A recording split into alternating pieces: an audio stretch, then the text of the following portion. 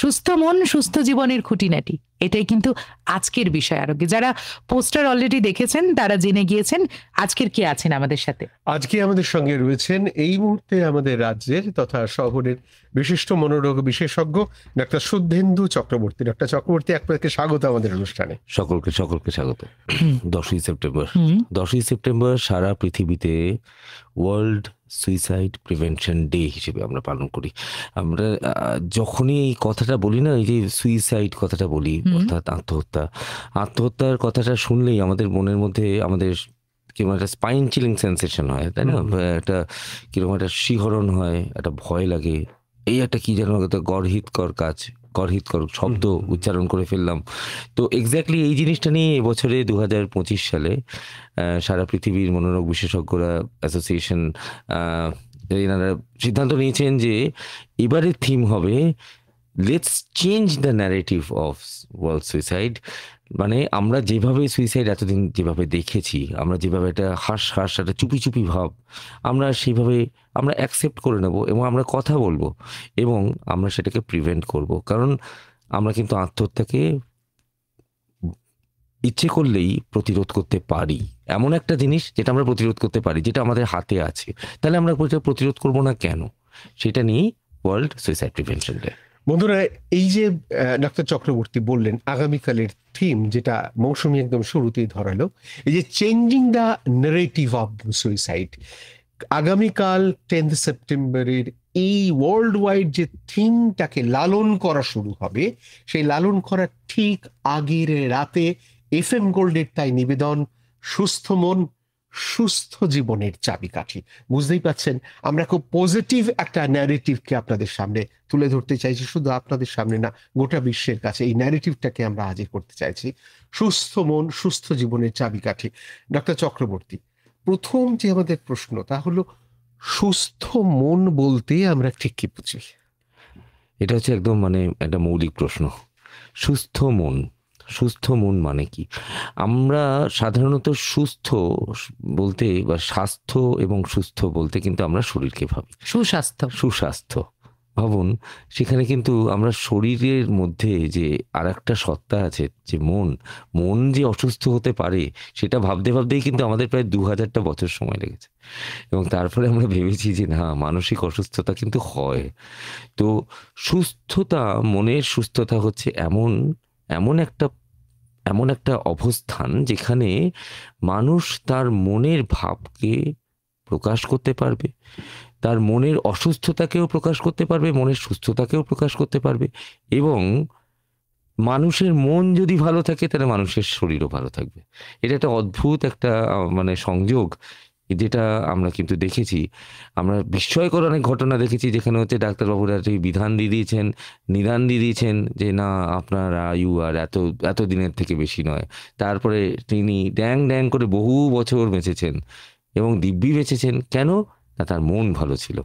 তো আমরা মডার্ন যে রিসার্চ, আমরা সত্যিই দেখছি যে অসুস্থ মনে কর্টিজলের মতো এমন সব মানে ভয়ানক সব রাসায়নিক বেরোয়, যেগুলো কিন্তু শরীরকে ক্ষতি করে। সুতরাং সুস্থ মন মানে যে সুস্থতা মানুষকে তার নিজস্বতাকে প্রকাশ করতে দেবে, অন্যর কোনো ক্ষতি না করে, এবং এমনভাবে প্রকাশিত করতে দেবে যে তার আশেপাশের লোকজনও কিন্তু সেই সুস্থতায় সুস্থ হয়ে উঠবে, আনন্দে থাকবে। আনন্দ বা হ্যাপিনেস ফ্যাক্টর বা ওয়েলনেস ফ্যাক্টরটা কিন্তু এই মানসিক সুস্থতার মধ্যে একটা বিশেষ দিক। তার মানে সুস্থ মন ইজ ইকুয়াল টু সুস্থ জীবন। অনেকটাই কারণ হচ্ছে জীবনের অনেকটা জুড়ে কিন্তু অনেকটা জুড়েই মন।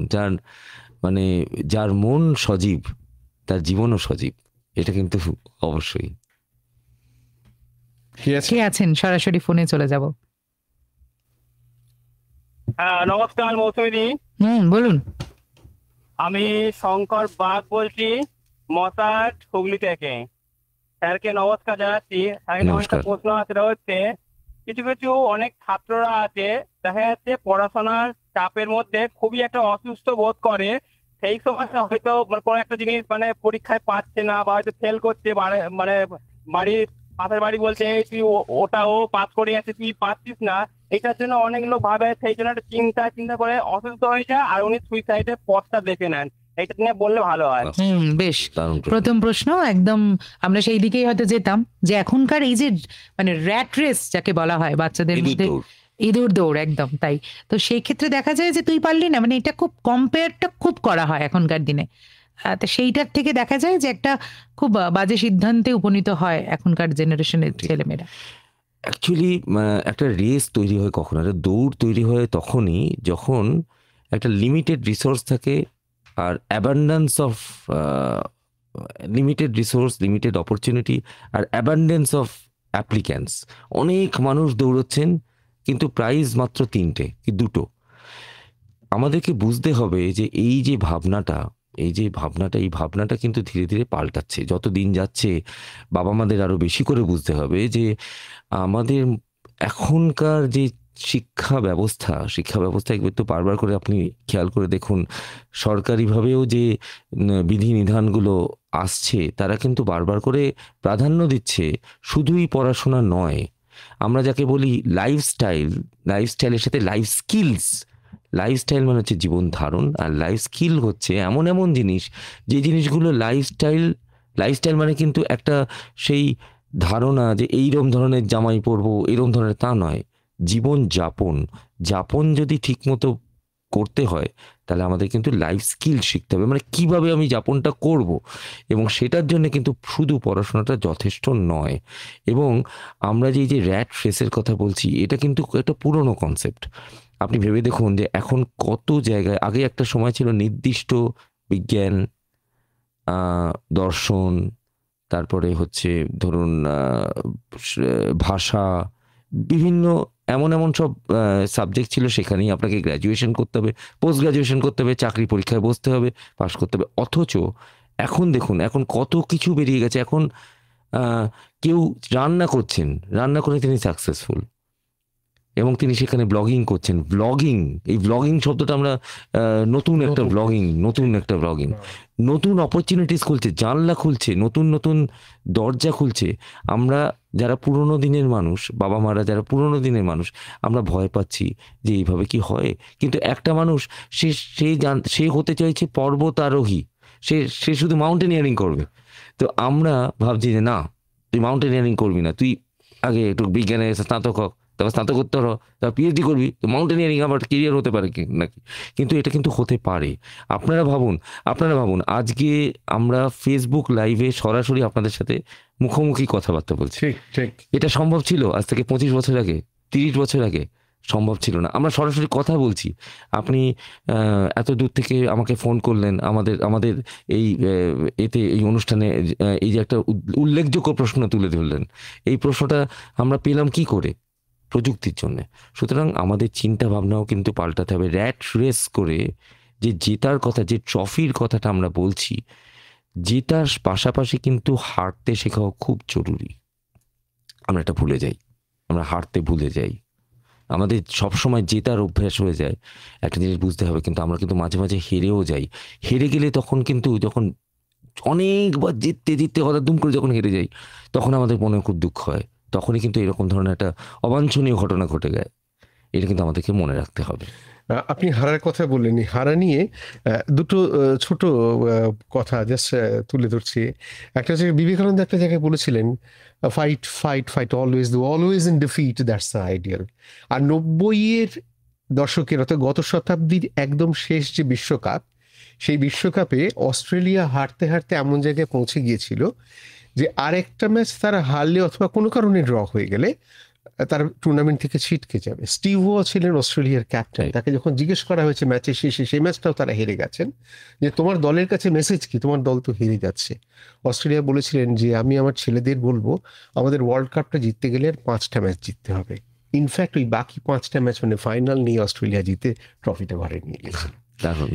আর এই যে হেরে যাওয়ার একটা গেলেই যে একটা মানসিক চাপ সৃষ্টি হয় যারা ধরুন জিতে আসছে, সেই ক্ষেত্রে বাড়ির লোকের কতটা মানে সাপোর্ট, বা বাড়ির লোককে ছোট থেকে যারা আমাদের একদম ছোট বাচ্চারা রয়েছে ঘরে, তাদেরকে মানসিক এই জায়গাটা কিভাবে তৈরি করবেন এখনকার গার্জেনরা? খুব প্রাসঙ্গিক প্রশ্ন। আমাদের মনে রাখতে হবে যে যারা বয়ঃসন্ধি বা একদম ছোট আমরা ভাবি যে বাচ্চাদের বোধহয় মন খারাপ হয় না, এটা কিন্তু ভয়ঙ্কর ভুল কথা। বাচ্চাদেরও কিন্তু মন খারাপ হয়। আমরা ভাবি বাচ্চারা কিছু বোঝেন না, বাচ্চারা কিন্তু বোঝে। আমরা ভুলে যাই যে বাচ্চাদের পরিবারের মধ্যে যখন অশান্তি হয় তখন বাচ্চারা তো, ও তো বাচ্চা, ও তো ভিডিও গেম খেলছে, বাচ্চারা কিন্তু সব দেখে। তো সুতরাং যেটা ব্যাপার সেটা হচ্ছে যে বাচ্চারা অ্যাকচুয়ালি বড়দের থেকেও আরও বেশি সহানুভূতিশীল হয় এবং আরও বেশি কিন্তু তারা মনোগ্রাহী হয়, এবং তাদেরকে কিন্তু দুঃখ যখন দেয় এই ঘটনাগুলো তখন তারা আরও বেশি যন্ত্রণা পায় আমাদের বড়দের থেকে। তো সুতরাং বাবা মাদের সবসময় মনে রাখতে হবে যে যখন এরকম কোনো ঘটনা ঘটছে, বাবা মারা কিন্তু প্রথম গেট কিপার্স, দ্বাররক্ষী। কিসের দ্বাররক্ষী? বিপদের যাওয়ার আগে। তার না বাবা যাস না, তো সেটা তো আমি তো এটা মানে সিম্বলিক্যালি বললাম, মানে সাংকেতিকভাবে বললাম। আসলে ব্যাপারটা কি?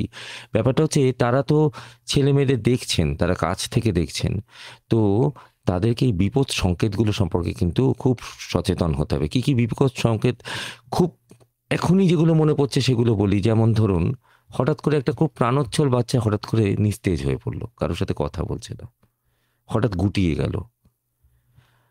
আমরা ভাবি যে বাচ্চাদেরকে বোধহয় মোবাইল দিতে সে শান্ত থাকবে, কিন্তু আমরা এটা কখনো ভাবি না সে মোবাইলে এমন কিছু হয়তো দেখছে যে জিনিসটা তার দেখা উচিত না, এমন কিছু ভয়ঙ্কর জিনিস দেখছে, এমন কিছু ভয়ানক কিছু দৃশ্য দেখছে বা কোনো ভিডিও দেখছে যেটা তাকে কিন্তু ভয় পাইয়ে দিচ্ছে এবং সে মনে মনে কিন্তু আগ্রাসী হয়ে উঠছে। সুতরাং সবসময় একটা লুক আউট, একটা সুপারভিশন।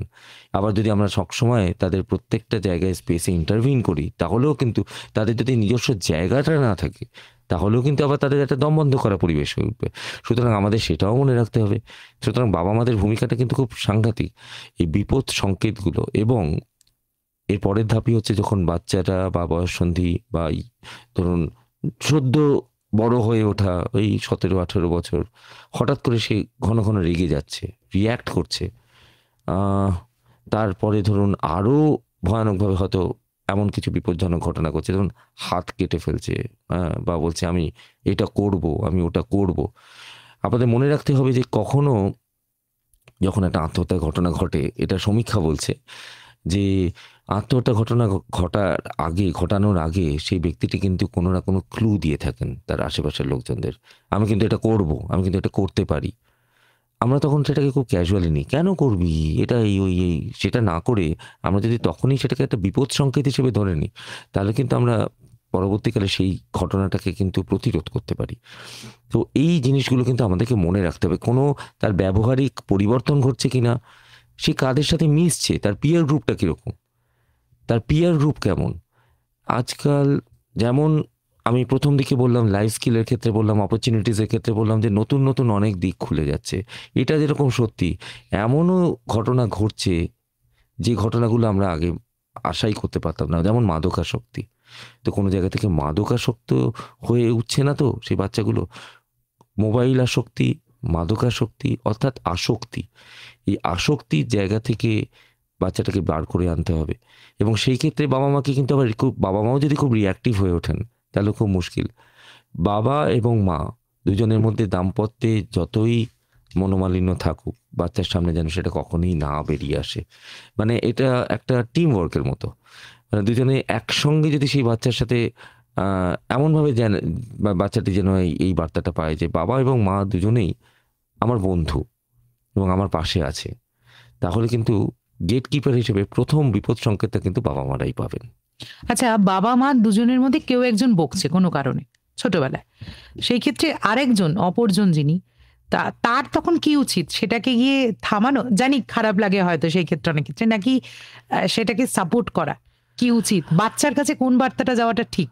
আমার মনে হয় এটা একটা ব্যালেন্সের মতো। হ্যাঁ, তো যদি কেউ একজন, আমি কথার কথা বলি, বাবা বা মা কেউ একজন, ধরুন পেরেন্ট ওয়ান, প্রথম অভিভাবক, তাকে বলছে ডান দিকে যাও, তুমি ডান দিকে যাও। দ্বিতীয় অভিভাবকের সেই ব্যাপারে মতের কিছু অমিল আছে, তারপরেও তিনি যেন সরাসরি যদি তাকে বাঁ দিকে যেতে বলে, না তুই ডান দিকে যাস না, তুই বাঁ দিকে যা, এটাকে বলে স্কিউড কনভারসেশন। এই ক্ষেত্রে কি হয়, তখন বাচ্চাটা কিন্তু এক ধরনের পাজলড হয়ে যায়, বুঝতে পারে না, কারণ বাচ্চাদের তো সেইভাবে লজিক্যাল সেন্স তৈরি হচ্ছে তখন। তো তখন সেইভাবে আমি তাহলে কোথা দিয়ে যাব? কারণ মনে রাখতে হবে বাচ্চার কাছে কিন্তু বাবা এবং মা দুজনেই হচ্ছে পেরেন্ট ফিগার, এবং তাদের দুজনের মধ্যে যদি একটা দ্বন্দ্ব তৈরি হয় তখন সে কার দিকে যাবে, তখন সে সাইড চুজ করতে শুরু করে যে কার দিকে গেলে তার ম্যানিপুলেটিভ বিহেভিয়ারটা বেশি এন্টারটেইনড হবে। সকলের মতো তারাও ম্যানিপুলেটিভ, তারাও চাইবে যে তাদের যেগুলো ইচ্ছে বায়নাগুলো সেগুলো বাবা মানুক, মা মানুক। তো এখানে কখনোই বাঞ্ছনীয় নয়। তা সেক্ষেত্রে কি হবে, সেক্ষেত্রে হচ্ছে সে তার নাগাল কিন্তু বাবাও পাবেন না, মাও পাবেন না। সুতরাং এরকম ঘটনা ঘটলে আরেকজন চুপ করে থাকুন। দুজনে মিলেই বকাটাও যেরকম ভালো না, আবার দুজনে মিলেই আবার শান্ত থাকাটাও ভালো না। একজন বকলে একজন শান্ত থাকুন, পরবর্তীকালে তিনি বোঝান। এই ঘটনাটা যেরকম, যেমন আগেকার দিনে, এখন তো আমরা যৌথ পরিবার ভেঙে গেছে, কিন্তু আমি এখনো বারবার করে এই উদাহরণটা দিয়ে থাকি যে আগেকার দিনে বাবা মা যখন বকাবকি করতো তখন আমরা ছোটবেলায় দাদু দিদার কাছে চলে যেতাম, এবং দাদু দিদা হচ্ছে মাথায় হাত বুলিয়ে দিলে, কেন এরকম করিস, এই করিস ওই করিস, যা তোকে এইটা খাওয়াচ্ছে ওটা খাওয়াচ্ছে। এটা কিন্তু এক ধরনের থেরাপি। দাদু দিদারা মানে না জেনে শুনেই আমাদেরকে অনেক থেরাপি করে দিয়েছেন, বিনি পয়সায় করে দিয়েছেন সেটা আমরা ভাবতেই পারি না এখন। তো সেইটা যদি আমরা বাবা মারাও যদি আমরা সেটা ফলো করতে পারি তাহলে আমার মনে হয় অনেকটাই কার্যকারী হবে। সরাসরি ফোনে কে আছেন আমাদের সাথে? নমস্কার। নমস্কার, আমি কুণাল চ্যাটার্জি বলছি হাওড়ার কোনা থেকে। বলুন। আমি একটি জিনিস বলতে চাইছি, আপনারা একমত হবেন কিনা জানি না। আত্মহত্যা রোধ করার জন্য যদি ওম মন্ত্র জপ করা যায়, ওম মানে একটানা বলা বা অনুলোম বিলোম এক্সারসাইজ যদি করানো যায় বা ডিপ ব্রিদিং এবং ভালো। এটা আপনার প্রশ্ন কুণাল বাবু? না, হ্যাঁ, আমার প্রশ্ন হচ্ছে যে আমার মতের সঙ্গে আপনারা কতটা। না, মতের প্রশ্ন বলছেন না। দেখুন কুণাল বাবু, মতামত দেওয়ার জন্য তো আমাদের অতিথি রয়েছে, উনি যেটা বলছেন মেডিটেশন, বিশেষজ্ঞ, নিঃশ্বাস প্রশ্বাসের মাধ্যমে কতটা। খুব ভালো প্রশ্ন, খুব ভালো প্রশ্ন। অনুলোম বিলোম, ওম, কুণালবাবু আপনাকে বুঝতে হবে এগুলো কি আসলে। এগুলো একটা ওম যেরকম একটা মানে আমাদের একটা ধারণা অনুযায়ী এটা একটা প্রাচীন একটা কি বলবো নাদ বলবো, নাদ। তো এটা অ্যাকচুয়ালি কি করে, এটা অ্যাকচুয়ালি আমাদের একটা রিল্যাক্সেশন এক্সারসাইজ করায়। তো আমি যেটা বলছিলাম, লাইফ স্কিলের পাশাপাশি আমাদের দুটো জিনিস শিখতে হবে। একটা হচ্ছে কোপিং আপ স্কিল, আর একটা হচ্ছে রেজিলিয়েন্স। এই দুটো জিনিস আমাদের শিখতে হবে। দুটো জিনিস কি? কোপিং আপ হচ্ছে খুব খারাপ একটা পরিস্থিতির মধ্যে নিজেকে মানিয়ে নেওয়া, বা খুব খারাপ একটা পরিস্থিতির সাথে আমি নিজেকে কি করে চুঁজে চলছি, লড়াই করছি, এটা হচ্ছে কোপিং আপ। কোপিং আপ মানে কি? মানে হচ্ছে সামাল দেওয়া। মানে সবাই এগিয়ে যাচ্ছে, আমিও দৌড়ানোর চেষ্টা করছি। তো সেটা শিখতে হয়, সেটা কিন্তু শিখতে হয়। বাবা মাদের ভূমিকার মধ্যে কোপিং আপ স্কিল, ছেলে মেয়েদের লাইফ স্কিলের পাশাপাশি কোপিং আপ স্কিল শেখানোটাও কিন্তু খুব জরুরি। এবং তার সঙ্গে দরকার রেজিলিয়েন্স। রেজিলিয়েন্স মানে কি? রেজিলিয়েন্স মানে হচ্ছে ধৈর্য। আমাদের এখন ধৈর্য খুব কমে গেছে। মানে সম্প্রতি বলা উচিত না, একজন প্রসূতি আমার কাছে এসছেন, ডাক্তারবাবু 10 মাস লাগবে, 5G হয়ে গেছে আমাদের মোবাইল, কালকে 6G হবে, 7G হবে, কিন্তু প্রকৃতি তো আমাদের সেই 10 মাস মানে প্রসবের ক্ষেত্রে তো সেই টাইমটা 5G করতে পারেনি। আমাদের নেটওয়ার্ক যত চাকা তাড়াতাড়ি ঘুরবে তত তাড়াতাড়ি ঘটনাগুলো ঘটবে। কিন্তু আমাদের বুঝতে হবে কিছু কিছু জিনিসের জন্য আমাদের ধৈর্য খুব প্রয়োজন। এই ধৈর্যটা আমাদের রেজিলিয়েন্স শেখায়, এবং সেগুলো শেখার জন্য কিন্তু রিল্যাক্সেশন এক্সারসাইজ খুব গুরুত্বপূর্ণ। এবং তার জন্য কুণালবাবু আপনি অনুলোম বিলোম বলুন, প্রাণায়াম বলুন, বলুন আপনার ওমকার ধ্বনি বলুন, আপনি কীর্তন বলুন, আপনি আজান বলুন, আপনি যা কিছু বলবেন, আপনি ওম মনে পদ্মে হুম বলুন, এগুলো প্রত্যেকটাই কিন্তু সব রিল্যাক্সেশন থেরাপি। মানে বৈজ্ঞানিকভাবে আমরা এটাকে একটা রিল্যাক্সেশন এক্সারসাইজ হিসেবে ধরে নেব, যেটা অত্যন্ত জরুরি। রেজিলিয়েন্সের জন্যও জরুরি, কোপিং আপ স্কিলের জন্য জরুরি, কনসেন্ট্রেশন বাড়ানোর জন্য জরুরি, এবং মনের মধ্যে যে উৎকণ্ঠার জন্যই তো আমরা অনেক সময় এই যে ইম্পালসিভ সুইসাইডগুলো ঘটে, একটু উৎকণ্ঠার জন্য অনেক সময় ঘটে যায়। তো সেই উৎকণ্ঠা যদি কমে আসে তাহলে আমরা কিন্তু উৎকণ্ঠিত মনে আমরা কিন্তু খুব নির্ভরযোগ্য সিদ্ধান্ত নিতে পারি না। এই ক্ষেত্রে কিন্তু আমরা নিতে পারবো যদি আমাদের মন শান্ত হয়ে ওঠে। মন শান্তর জন্যে অবশ্যই এগুলো আমি কিন্তু দ্বিমত হলাম না কুণালবাবু আপনার সাথে। সুস্থ মন সুস্থ জীবনের খুঁটিনাটি প্রশ্ন করছেন আপনারা। ফোনে রয়েছেন কেউ একজন, সরাসরি তার প্রশ্ন। নমস্কার। হ্যালো, শুনছি, বলুন। আমরা শুনতে পাচ্ছি। না, ফোনে ছিলেন কিন্তু এই মুহূর্তে নেই। তবে হোয়াটসঅ্যাপ এবং আমাদের ফেসবুক লাইভের কমেন্ট সেকশনেও কিন্তু অনেক প্রশ্ন রয়েছে। আরো একবার বলে দিই, যারা ভাবছেন এখনো যে প্রশ্ন করবেন, আজকের আমাদের বিষয় সুস্থ মন এবং সুস্থ জীবনের খুঁটিনাটি। ডক্টর চক্রবর্তী রয়েছেন আমাদের সাথে, মনোরোগ বিশেষজ্ঞ। এবং আমরা মানে কিভাবে আপনি যোগাযোগ করবেন, 22488085 এই নাম্বারে সরাসরি ফোন করতে পারেন। আর এছাড়া 9903059992 এই নাম্বারে হোয়াটসঅ্যাপ টেক্সট করতে পারেন।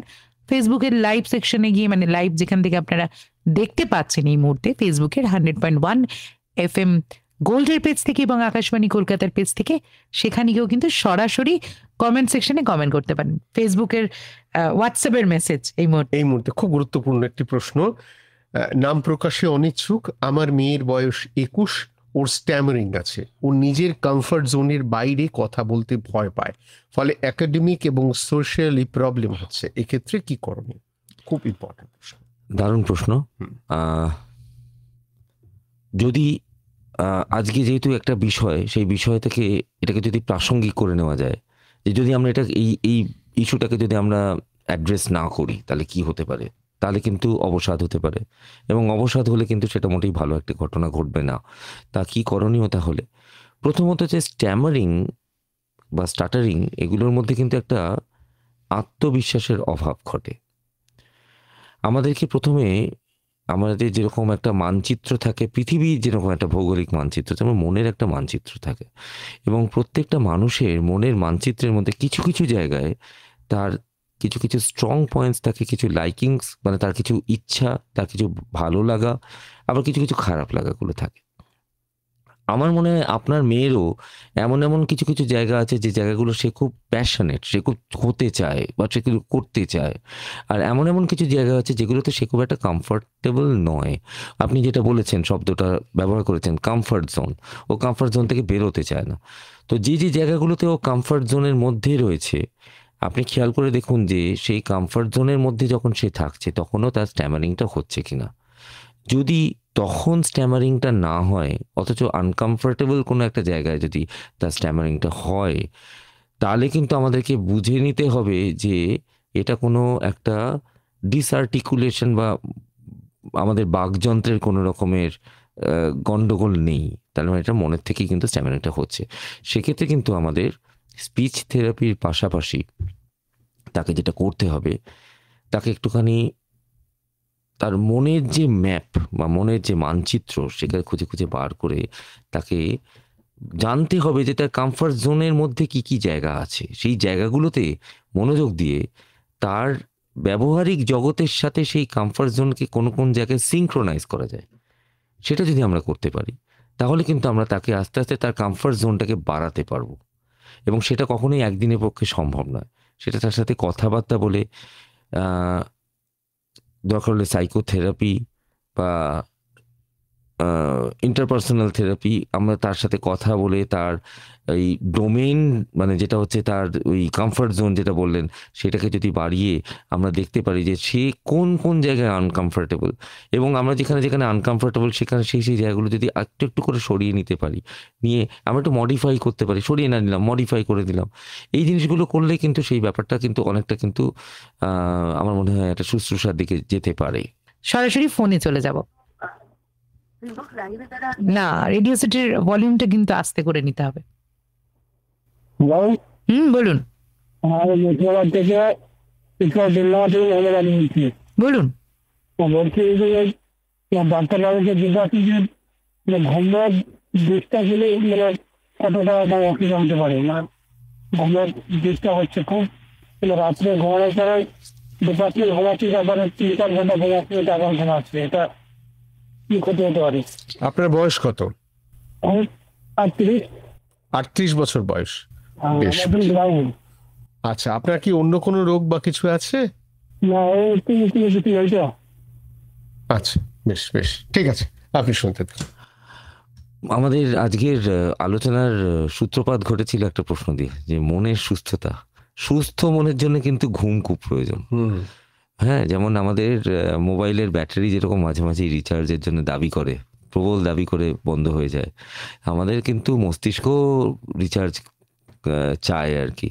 এবং এই ঘুমের ক্ষেত্রে কিছু কিছু মানুষ আছে যারা এমনিই কিন্তু কম ঘুমন, ধরুন 4 থেকে 6 ঘন্টা ঘুম তাদের জন্য যথেষ্ট। কিছু কিছু মানুষ আছেন যারা অ্যাভারেজ স্লিপার্স, তাদের ক্ষেত্রে 6 থেকে 8 ঘন্টা।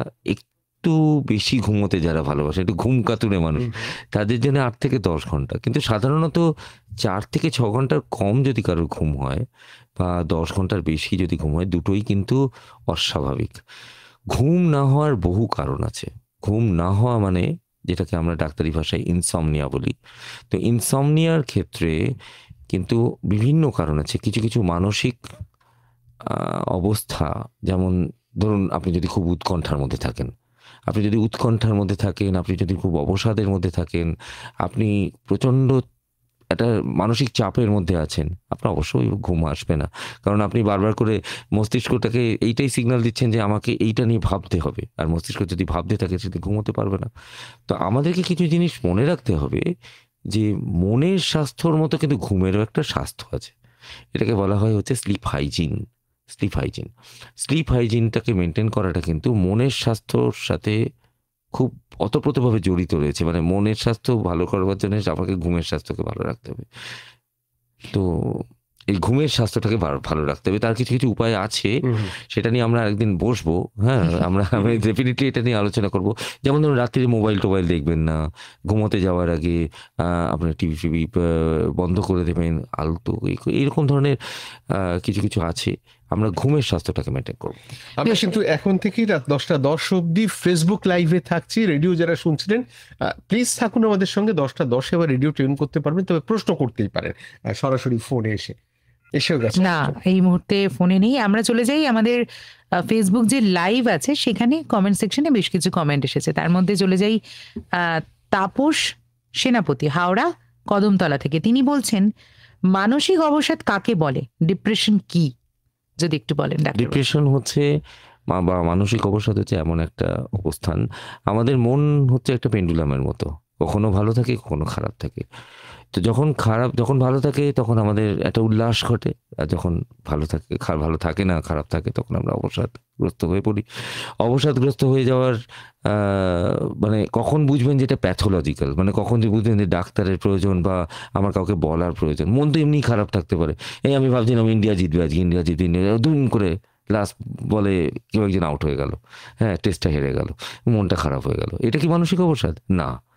মানসিক অবসাদ হচ্ছে এমন একটা অবস্থান যেখানে মনটা অনেক দিন ধরে খারাপ থাকবে, এবং সেই খারাপ থাকার জন্যে আমার দৈনন্দিন কাজকর্ম ব্যাহত হবে, এবং এতটাই ব্যাহত হবে যে তার জন্যে আমার জীবনযাত্রায় প্রভাব পড়বে, আমার ব্যক্তিগত জীবনে, আমার কর্মজীবনে, আমার সাংসারিক জীবনে, আমার ভালো লাগার জীবনে, এবং আমার মানসিক স্বাস্থ্যের ওপর। অবসাদে কি হতে পারে? অবসাদে কোনো কিছুই ভালো লাগবে না। আমরা ডাক্তারি ভাষায় যেটাকে বলি অ্যানহিডোনিয়া মানে হচ্ছে কিছুই ভালো লাগবে না। যে আগে ভালো লাগতো, একজন মানুষ খুব সিনেমা দেখতে ভালোবাসতেন, তিনি বলছেন না রে আর ভালো লাগে না সিনেমা দেখতে। হ্যাঁ, একজন মানুষ ভাবছেন যে সে খুব গান গাইতে ভালোবাসতেন, যখন খুশি সে সুরে হোক বেসুরে হোক সে খোলা গলায় গান করতেন। কিন্তু হঠাৎ করে তিনি আর গান গাইতে চাইছেন না, আর ভালো লাগে না, গান শুনতেও ভালো লাগছে না। এইটা একটা লক্ষণ। আর দ্বিতীয় লক্ষণ হচ্ছে পারসিস্টেন্ট লো মুড, সবসময় মনটা খারাপ থাকছে, আরে ভালো লাগছে না। মন খারাপ থাকলে আমরা কি করি? ঝিমিয়ে থাকি, কথা বলি না কারোর সাথে, মাঝে মাঝে ইরিটেটেড হয়ে যাই, সবসময় খিটখিটে হয়ে যাই, ইরিটেবল। আবার কখনো কখনো সবসময় ঝিমিয়ে থাকি, সবসময় ঘুমিয়ে থাকি, খেতে ইচ্ছে করছে না, বাইরে বেরোতে ইচ্ছে করছে না, কোনো কিছু কাজ করতে ইচ্ছে করছে না। এগুলো সব নিয়েই কিন্তু মানসিক অবসাদ। এবং সবচেয়ে খারাপ ব্যাপার যেটা হচ্ছে মরতে ইচ্ছে করছে, যেটা নিয়ে আজকে আমার আলোচনা। বেশ, আমাদের ফেসবুকের লাইভ যে সেকশনটা রয়েছে সেখানে আরো কমেন্ট রয়েছে। তার মধ্যে একজন বলছেন, টক্সিক মানুষের টক্সিক সিচুয়েশন বা পোক করে কথা বলা, এইসব থেকে মন ক্লান্ত হয়, তাতে করে শরীর খারাপ হয়, এবং এর থেকে কিভাবে মুক্তি পাবো? কারণ বাড়ির 5 জন তো সমান নয়, হয়তো সবসময় শারীরিক দূরত্বটা বজায় রাখা যায় না বা তৈরি করাটা সম্ভব হয় না। এই মতো অবস্থায় কি করণীয়? মৃন্ময় গুছাই, মানে ফেসবুকের নাম তার।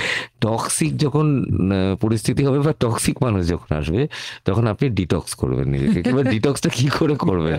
সকালবেলা লেবু জল খেতে হবে না এটা। লেবু জল, কিন্তু এখানে তো লেবু জল খেলে তো শরীরের ডিটক্স হয়, তো মনের ডিটক্স কি করে হবে?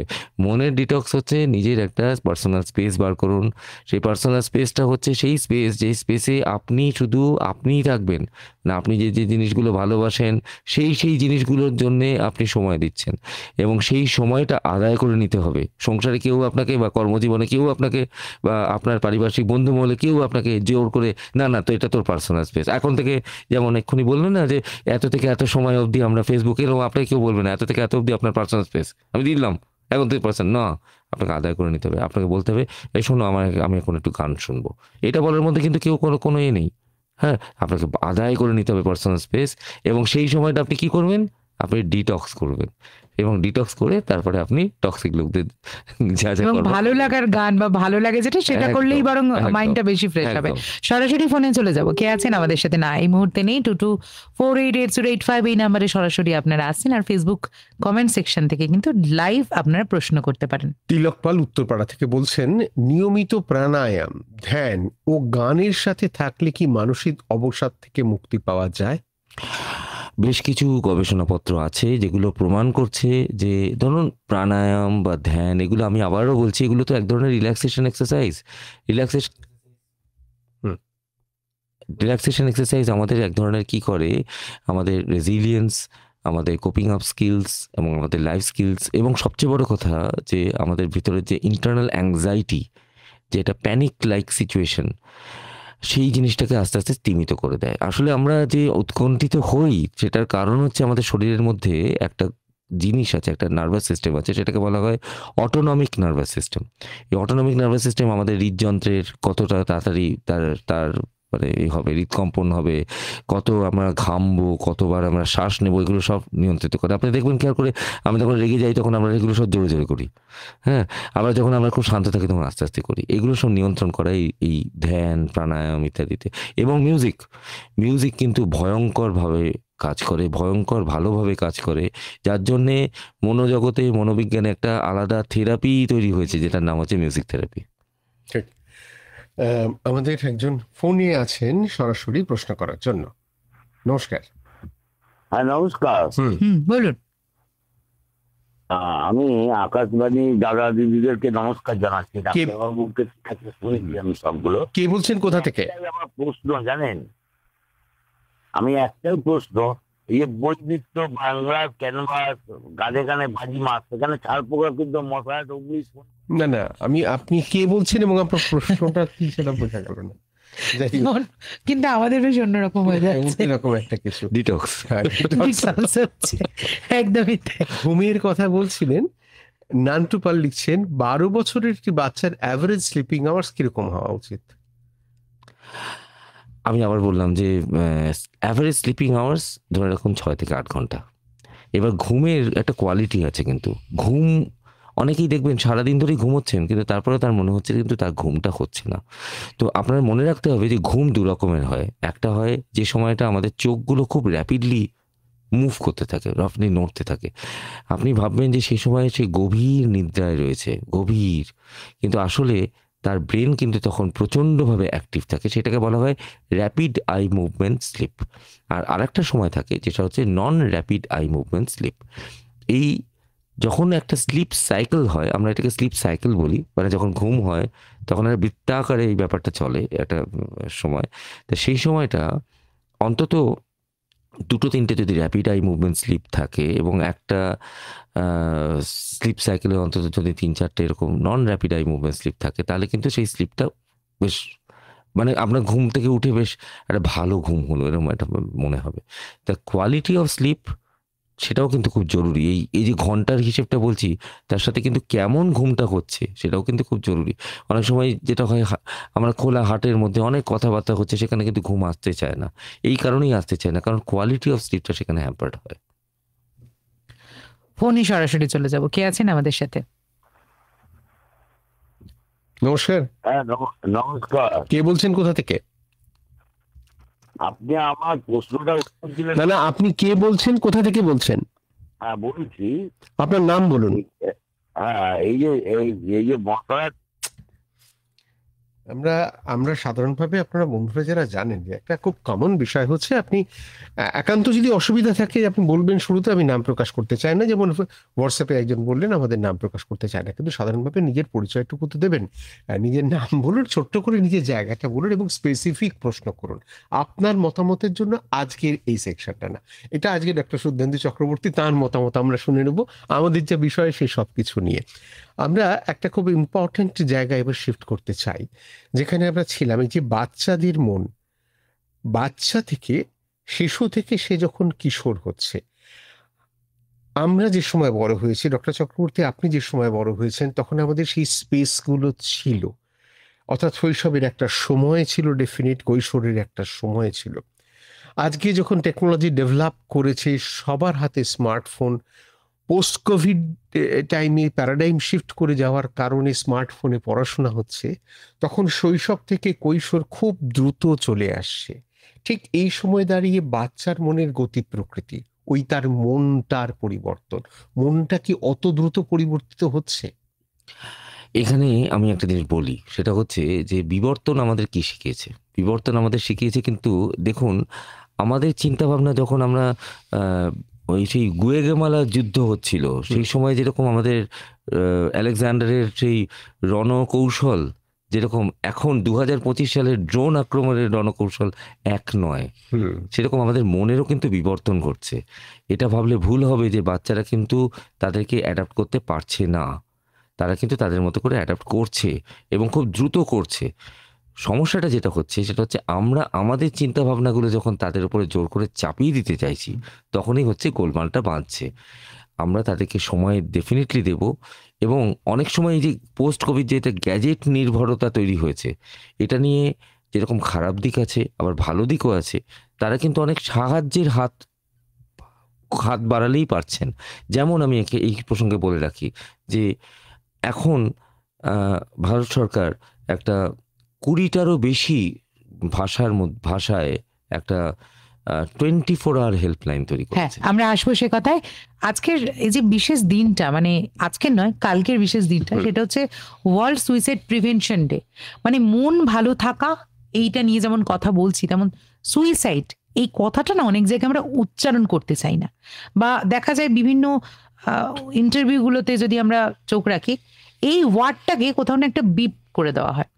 তো কেন এই ট্যাবু, বা এটা কি উচ্চারণের মাধ্যমে মনে হয় যে আরো ত্বরান্বিত হচ্ছে, নাকি এটা বলে মানুষকে আরো সচেতন করা যায়? একদমই তাই। মানে ব্যাপারটা হচ্ছে এই শব্দটা নিয়ে আমাদের মধ্যে কিন্তু একটা স্পর্শকাতরতা আছে। আত্মহত্যা শব্দটা নিয়ে আমরা কিন্তু কিছু বছর আগেও এটা নিয়ে কিন্তু আমরা জানতাম যে এটা খুব বাস্তব, তবু আমরা এটাকে একটা যে মানসিক অবস্থান বা এটা যে একটা মনোরোগ হতে পারে, এটাও আমরা মানতে নারাজ ছিলাম। তো এবছর 2025 সালে আমরা বললাম যে changing the narrative of suicide. আমরা ন্যারেটিভ মানে কি? ন্যারেটিভ মানে হচ্ছে কিভাবে আমরা সুইসাইডের সম্পর্কে কথাবার্তা বলবো। এবছর আমাদের এই যে ওয়ার্ল্ড সুইসাইড প্রিভেনশন ডে কালকে আসতে চলেছে, সেটার এম হবে to reach out and check in, অর্থাৎ আমরা পৌঁছে যাব তাদের কাছে, অ্যান্ড চেক ইন। আমরা মাঝে মাঝে তাদেরকে অনেকটা কবি শক্তি চট্টোপাধ্যায়ের মতো, অবনী বাড়ি আছো, হ্যাঁ তো বন্ধু ভালো আছো, বন্ধু ভালো আছো, ভালো আছো তো, এই জিনিসটা reach out and check in. তারপরে ইয়োর ওয়ার্ডস ম্যাটার। আপনি যেগুলো বলতে চাইছেন, আপনি মন থেকে যেগুলো বলতে চাইছেন, বলতে পারছেন না, হয়তো ভাবছেন এ কি ভাববে, ও কি ভাববে, আপনি বলে ফেলুন, আমরা শুনবো, আমরা সবাই শুনবো। এবং 3, বি সেফ অনলাইন। আমরা অনলাইনে যখন নানান সাইটে ঢুকছি, আমাদেরকে ওখানে অনেক প্ররোচনামূলক অনেক রকমের যে এইগুলো রয়েছে সাইটস আছে, সেই সাইটসগুলো থেকে বাঁচার জন্য আমরা কি করব? আমরা অনলাইনেই সেফটি খুঁজে ফেলবো। যেটা বলছিলাম যে এমন একটা হেল্পলাইন, যে হেল্পলাইনটায় আমরা হাত বাড়ালেই বন্ধু পাবো।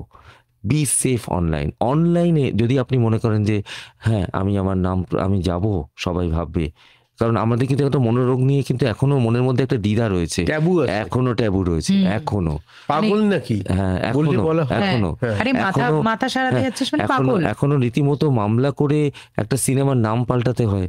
হ্যাঁ, তো এরকম যখন ঘটনা, সেই ঘটনায় তো এটা হতেই পারে। কিন্তু বি সেফ অনলাইন, আমরা অনলাইনেই কিন্তু সেই সেফটি পেয়ে যাচ্ছি।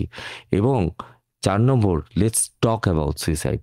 আমরা খোলা মনে এই আলোচনাগুলো করি, যাতে আমরা তার সমাধান সূত্রটা খুঁজে বার করি। কথা না বললে তো কথা বললে কিন্তু সমস্ত সমস্যার সমাধান হয়, কথা না বললেই কিন্তু সমস্যার সূত্রপাত ঘটে। এবং finally no wire to get help, কোথায় গেলে আমরা সাহায্য পাবো। বন্ধুরা, আপনারা সবাই জানেন 14416 হচ্ছে টেলিমানসের হেল্পলাইন। 24 ঘন্টা মনোরোগ বিশেষজ্ঞ বন্ধুরা আপনার জন্য অপেক্ষা করছেন, আপনার একটা ফোনের জন্য। কখনো যদি সমস্যা হয়, মনে হয় আমার কথা শোনার বোধহয় কেউ নেই, একবার ফোন করে দেখুন, আপনার কথা শোনার জন্য সব সময় বন্ধুরা কিন্তু আপনার জন্য অপেক্ষা করছে। আরো একবার হেল্পলাইন নাম্বারটা 14416। বেশ, আচ্ছা এই প্রসঙ্গেই বলি, এখনকার দিনে এই যে মোবাইলের যে সময়টা চলে এসেছে, মানে দেখা যায় যে দুটো বন্ধু দেখা করেছে, কোথাও হয়তো বসে কথা বলছে, কিন্তু দুজনের হাতেই মোবাইল, মানে দুজনে মোবাইলেই ব্যস্ত। তো আগেকার সময়ের থেকে তো এটা অনেকটাই পরিবর্তন হয়েছে। এই যে আমার কথা শোনার জন্য কেউ নেই, বা আমি কথা শোনানোর জন্য পাশে যে বন্ধুটা রয়েছে তাকে না শুনিয়ে শুধুমাত্র আমার যে সোশ্যাল যে মিডিয়ার সাইডে যে বন্ধুরা আছে তাদের সাথে শেয়ার করছি, এটা কতটা ঠিক, বা এই ব্যাপারে আপনি কি বার্তা দেবেন এখনকার জেনারেশনের বাচ্চাদের? এখানেও কিন্তু একটা যেটা আছে সেটা হচ্ছে একটা ব্যালেন্সের প্রয়োজন, ভয়ঙ্কর রকম ব্যালেন্স। কারণ কি ব্যালেন্সটা হচ্ছে, যেমন সোশ্যাল মিডিয়া আমাদেরকে একটা বিরাট বড় নিরাপত্তা দিয়েছে। মানে আগে যিনি একদম একাকী রয়েছেন, বিশেষত আমি এই ক্ষেত্রে বলবো বয়স্ক মানুষদের ক্ষেত্রে, যারা বয়স্ক মানুষ, যারা একা হয়ে গেছেন, যাদের ধরুন সন্তানাদিরা বাইরে কোথাও কাজ করছেন, তাদেরকে হাতের কাছে পাচ্ছেন না, তারা কোনো একটা বৃদ্ধাশ্রমে আছেন, বা তারা একাই আছেন, সারা বাড়িতে হয়তো দুজনে রয়েছেন, পরস্পর নানান রকম ব্যাধি জর্জরিত অবস্থায় রয়েছে, তাদের কাছে কিন্তু সোশ্যাল মিডিয়াতে তারা কিন্তু অনায়াসে সকলের সাথে কথা বলতে পারছেন, ভিডিও কল করে, না বিভিন্ন অন্যান্য মিডিয়া ব্যবহার করে। কিন্তু এটা যেরকম সত্যি, এটাও সত্যি যে মাঝে মাঝে কিন্তু পুরোটাই কিন্তু অনস্ক্রিন বাঞ্ছনীয় নয়। মাঝে মাঝে কিন্তু রক্ত মাংসের মানুষগুলোর সাথেও কথা বলতে হবে, মানে ইন পার্সন। কারণ তা না হলে যেটা হবে সেটা হচ্ছে যে আমরা তো সবসময় এখন খুব আর্টিফিশিয়াল ইন্টেলিজেন্স নিয়ে ভয় পাচ্ছি, কৃত্রিম বুদ্ধিমত্তা কিন্তু কোন দিন দেখবেন যে বন্ধু হয়ে দাঁড়িয়ে আছে ঠিকই, কিন্তু আপনি দেখবেন রক্ত মাংসের মানুষগুলো সব যেন আপনার কাছ থেকে দূরে সরে যাচ্ছে। সুতরাং আপনাকে মনে রাখতে হবে যে রক্ত মাংসের মানুষদের পাশেও কিন্তু আপনাকে থাকতে হবে। অনলাইন অ্যান্ড অফলাইন, এই ব্যালেন্সটা কিন্তু আমাদেরকে মেনটেন করতে হবে। সরাসরি ফোনে কে আছেন আমাদের সাথে? হ্যাঁ, নমস্কার। আপনাদের সকলকে আগামী শারদ শুভেচ্ছা ও আন্তরিক অভিনন্দন। কি বলছেন? ধন্যবাদ জানালাম। হ্যাঁ, আমি উত্তরপাড়া থেকে তিলক পাল বলছি। বলুন। অসাধারণ অনুষ্ঠান হচ্ছে, সত্যি মন প্রাণ ভরে যাচ্ছে। আমার যেটা মনে হয়, সুস্থ মন এবং ভালো মনের বা অবসাদ থেকে মুক্তির উপায় কিন্তু নিয়মিত প্রাণায়াম, যোগাসন। বেশ, আপনার কথা একটু আগে আমরা ফেসবুকে বলেছি, আর বন্ধুদের বলে রাখি যে আরো যাতে বন্ধুরা সুযোগ পায় সেই ব্যবস্থাও করে দিন, কারণ আপনার কথা যেহেতু আমরা ফেসবুক কমেন্ট সেকশন থেকে অলরেডি পড়ে দিয়েছি, তাই অন্য বন্ধুদের আসার সুযোগ দেওয়া হোক। খুব ইম্পর্টেন্ট একটা প্রশ্ন রয়েছে। নিমাই পাল বলছেন, আমার সন্তান ক্লাস 8 পড়ে, পড়াশোনায় ভালো, বাড়িতে বা টিউশনিতে ঠিকঠাকই পড়া দিচ্ছে বা অঙ্ক করছে, কিন্তু ক্লাস 5 থেকেই একটা সমস্যা দেখা যাচ্ছে, পরীক্ষার সময় ছোটখাটো ভুল করে আসছে যেগুলো কাম্য নয়। ফলে পরীক্ষার রেজাল্ট বেরোনোর পর বাড়িতে অশান্তি হচ্ছে এবং সে নিজেও বিব্রত হচ্ছে। এর থেকে বেরিয়ে আসার উপায় কি? এর জন্য কি সাইকোথেরাপির দরকার আছে, যাতে ভবিষ্যতে আরো কিছু খারাপ না ঘটে? হ্যাঁ, আমরা মানে এই ধরনের প্রশ্ন আরো শুনতে চাইবো, এবং মানে বন্ধুদের থেকে বলবো যে এই ধরনের প্রশ্নের জন্য অবশ্যই আসুন। আর সেই তার জন্য আরো একবার জানিয়ে দিই যে আমাদের যে বিভিন্ন জায়গাগুলো রয়েছে, মানে যে মাধ্যমগুলোতে আপনি আসতে পারবেন, সেগুলো হচ্ছে 22488085 এই নাম্বারে আপনি ফোন করতে পারেন। আর এর সাথে যেটা পারেন সেটা হচ্ছে 9903059992 এই নাম্বারে কিন্তু আপনি সরাসরি হোয়াটসঅ্যাপ বা টেক্সট করতে পারেন। আর আমাদের ফেসবুকে যে লাইভ দুটো পেজ রয়েছে, মানে লাইভ চলছে এখন যে দুটো পেজ থেকে, সেখানে কমেন্ট সেকশনে এসেও কিন্তু কমেন্ট করতে পারেন। 100.1 FM গোল্ড এবং তার সাথে রয়েছে আমাদের আকাশবাণী কলকাতার পেজ। হ্যাঁ, সেই প্রশ্নে যাব আমরা। প্রাসঙ্গিক প্রশ্ন যেটা হচ্ছে যে প্রায় 14 বছর বয়স, বাচ্চাটির ক্লাস 8-এ পড়ে। আপনি প্রচন্ড বকা না দিয়ে আপনি আগে দেখুন যে ও কি ধরনের ভুল করছে। ও যদি ভুলগুলো এমন কিছু করে যে ভুলগুলো একই প্যাটার্ন বারবার করে ভুল করছে, ধরুন বানানে কিছু কিছু জায়গা ও লিভ আউট করছে, ধরুন যে বানানটা যেরকম, ধরুন ইগল বানানটাই ও বারবার করে শেখানোর পরে ও ধরুন এটা লিখতে ভুলে যাচ্ছে বা ইটা লিখতে ভুলে যাচ্ছে, তার মানে কিন্তু ও কোনো কারণে ওর মন চঞ্চল। এবং এই বয়ঃসন্ধির সময় কিন্তু মনটা কোন চঞ্চল হতেই পারে। তার তো বয়ঃসন্ধির সময় ফুলের পাপড়ির মতো সে আস্তে আস্তে তার জীবনটা, তার মনটা ফুটে উঠছে। সে নানান জায়গায় নানান রকমের তার কৌতূহল, তার আগ্রহ। সেই জায়গায় আমাদের এই যে ভুলগুলো করছে, যেগুলোকে আমরা বলি যে মানে মনোসংযোগ না করার জন্য যে ভুল, সেগুলো যদি বারবার করে করতে থাকে, প্রথমে প্রাথমিকভাবে আইডেন্টিফাই করুন, তার সাথে কথা বলুন। হ্যাঁ, এক্ষেত্রে হয়তো তাকে একটা যোগাসনে যদি দেন আপনি, বা যদি তাকে কোনো একটা চেস মানে দাবা খেলা বা এরকম ধরনের কোনো খেলা যদি তার ইন্টারেস্ট থাকে, ছবি আঁকার মধ্যে যদি তাকে রাখতে পারেন, গানের মধ্যে যদি রাখতে পারেন, তার মনোসংযোগটা বাড়তে পারে। অন্যথায় যদি দেখেন যে অন্য কোনো ধরনের ভুল হচ্ছে, হ্যাঁ সাইকোথেরাপি তো ডেফিনেটলি খুব ভালো কাজ করবে। ডেফিনেটলি সাইকোথেরাপিতে অনেকগুলো পার্ট আছে। তার প্রথম পার্টটাই হচ্ছে অ্যাসেসমেন্ট। তার প্রথম পার্টেই আমরা তাদের ধরে ফেলবো যে কী ধরনের ভুল সে করছে। ধরুন কনসেপচুয়াল মিস্টেক করছে, যেমন অ্যাডোলেসেন্স বা বয়ঃসন্ধির সময় হচ্ছে অ্যাবস্ট্রাক্ট থিঙ্কিংয়ের সময়। কংক্রিট থিঙ্কিং থেকে অ্যাবস্ট্রাক্ট থিঙ্কিং তৈরি হচ্ছে, এবং অ্যাবস্ট্রাক্ট থিঙ্কিংটা অলরেডি তৈরি হয়ে গেছে, ধরুন 7-8 বছরে তৈরি হয়ে গেছে। সেটা আরও ডাইভার্সিফাইড হচ্ছে, আরও বিবর্তন হচ্ছে, আরও বৈচিত্র্যময় হচ্ছে। এরকম একটা জায়গায় যদি তার কোনো জায়গায় কোনো বোঝার ভুল হয়, হয়তো অনেক সময় দেখুন এমন মানুষ, এমন বাচ্চারা আছে যাদের ধরুন ডিসলেক্সিয়া আছে। আমরা সবাই তারে জামিন পার দেখেছি। তারে জামিন পার সিনেমাটাতে বারবার করে দেখানো হয়েছিল যে ওই একটা ছোট্ট ছেলে, তার মধ্যে তার যে এক্সপ্রেশনের ক্ষমতাটা, সেই এক্সপ্রেশনের ক্ষমতাটা আমরা সেই গতানুগতিক একটা জায়গার মধ্যে ফেলে মাপবার চেষ্টা করছি। তা আমরা কি সেই ভুলটা এই ক্ষেত্রেও করছি না? তো সেটাও আমাদেরকে মাথায় রাখতে হবে। অনেক সময় ভার্বাল এক্সপ্রেশন, মানে যেটা আমরা মুখে কথা বলছি, এই যে আমরা কথা বলছি, আমরা কথার মাধ্যমে আমাদের মনের ভাব প্রকাশ করছি। অনেক কিছু আছে যেগুলো আমরা কথার মাধ্যমে কিন্তু বলি না, সেগুলোকে বলা হয় নন ভার্বাল এক্সপ্রেশন। সেক্ষেত্রে হয়তো তাকে যদি আমরা ছবি আঁকতে বলি, তাকে যদি আমরা তার পছন্দ মতো কবিতা লিখতে বলি, তাকে যদি পছন্দ মতো গান গাইতে বলি, গানের সুর বানাতে বলি, তার নন ভার্বাল এক্সপ্রেশনগুলো কিন্তু বেরিয়ে আসতে পারে। তো সাইকোথেরাপির ফার্স্ট পার্ট হচ্ছে অ্যাসেসমেন্ট। সেই অ্যাসেসমেন্টে তো সেটা ডেফিনেটলি বেরিয়ে আসবে। তো সুতরাং এবং তারপরে তার একটা পরিণতি পাওয়াও যাবে। ফোনে কি আছেন? হ্যালো, নাম্বার মজুদ।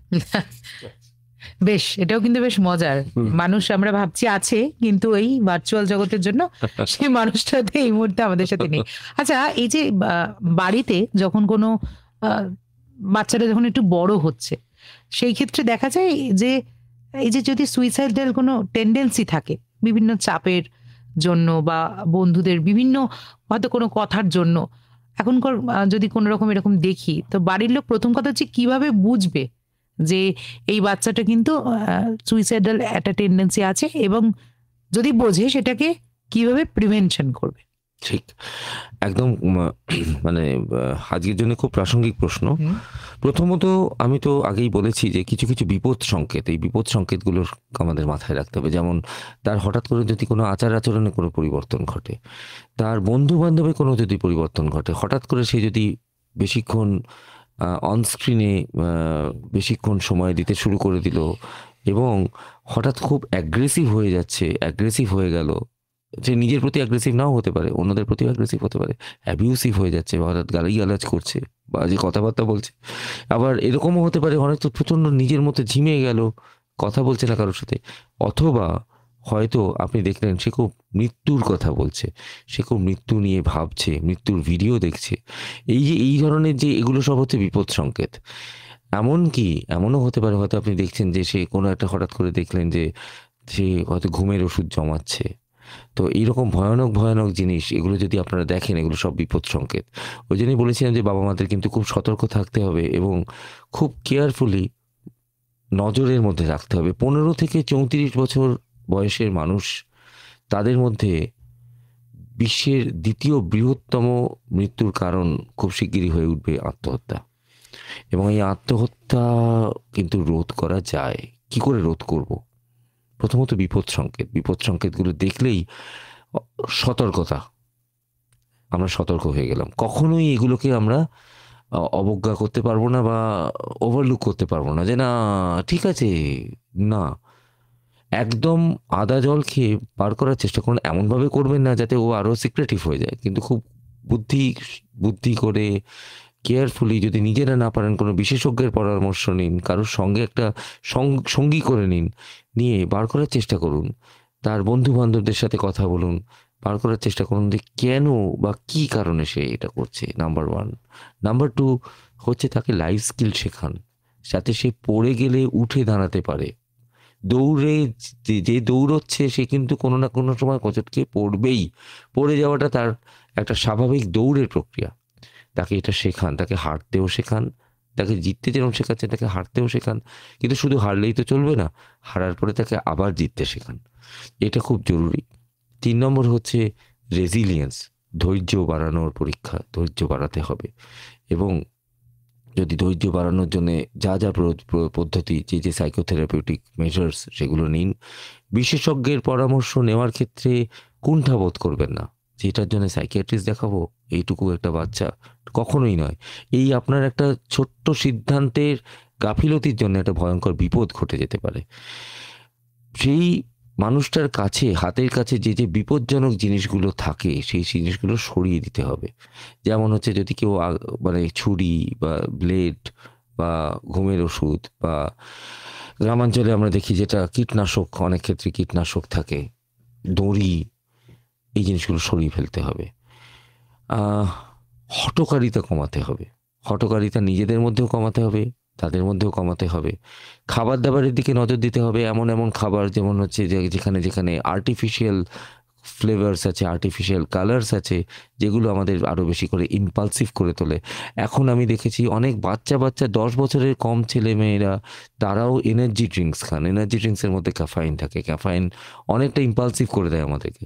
ইম্পালসিভিটি কিন্তু আত্মহত্যা, মানে হঠকারিতা কিন্তু অনেক সময় আত্মহত্যার একটা বড় কারণ হয়ে থাকে। তো এই সবগুলোই আমাদেরকে নজরে রাখতে হবে। সবগুলো আমাদেরকে আত্মহত্যাকে প্রিভেন্ট করতে সাহায্য করবে। প্রয়োজনে আপনারা, আবার বললাম, কুণ্ঠাবোধ করবেন না, বিশেষজ্ঞের কাছে যাবেন। যদি প্রয়োজন হয় বিশেষজ্ঞরা যেভাবে আপনাদেরকে গাইড করবে সেভাবে চলবেন।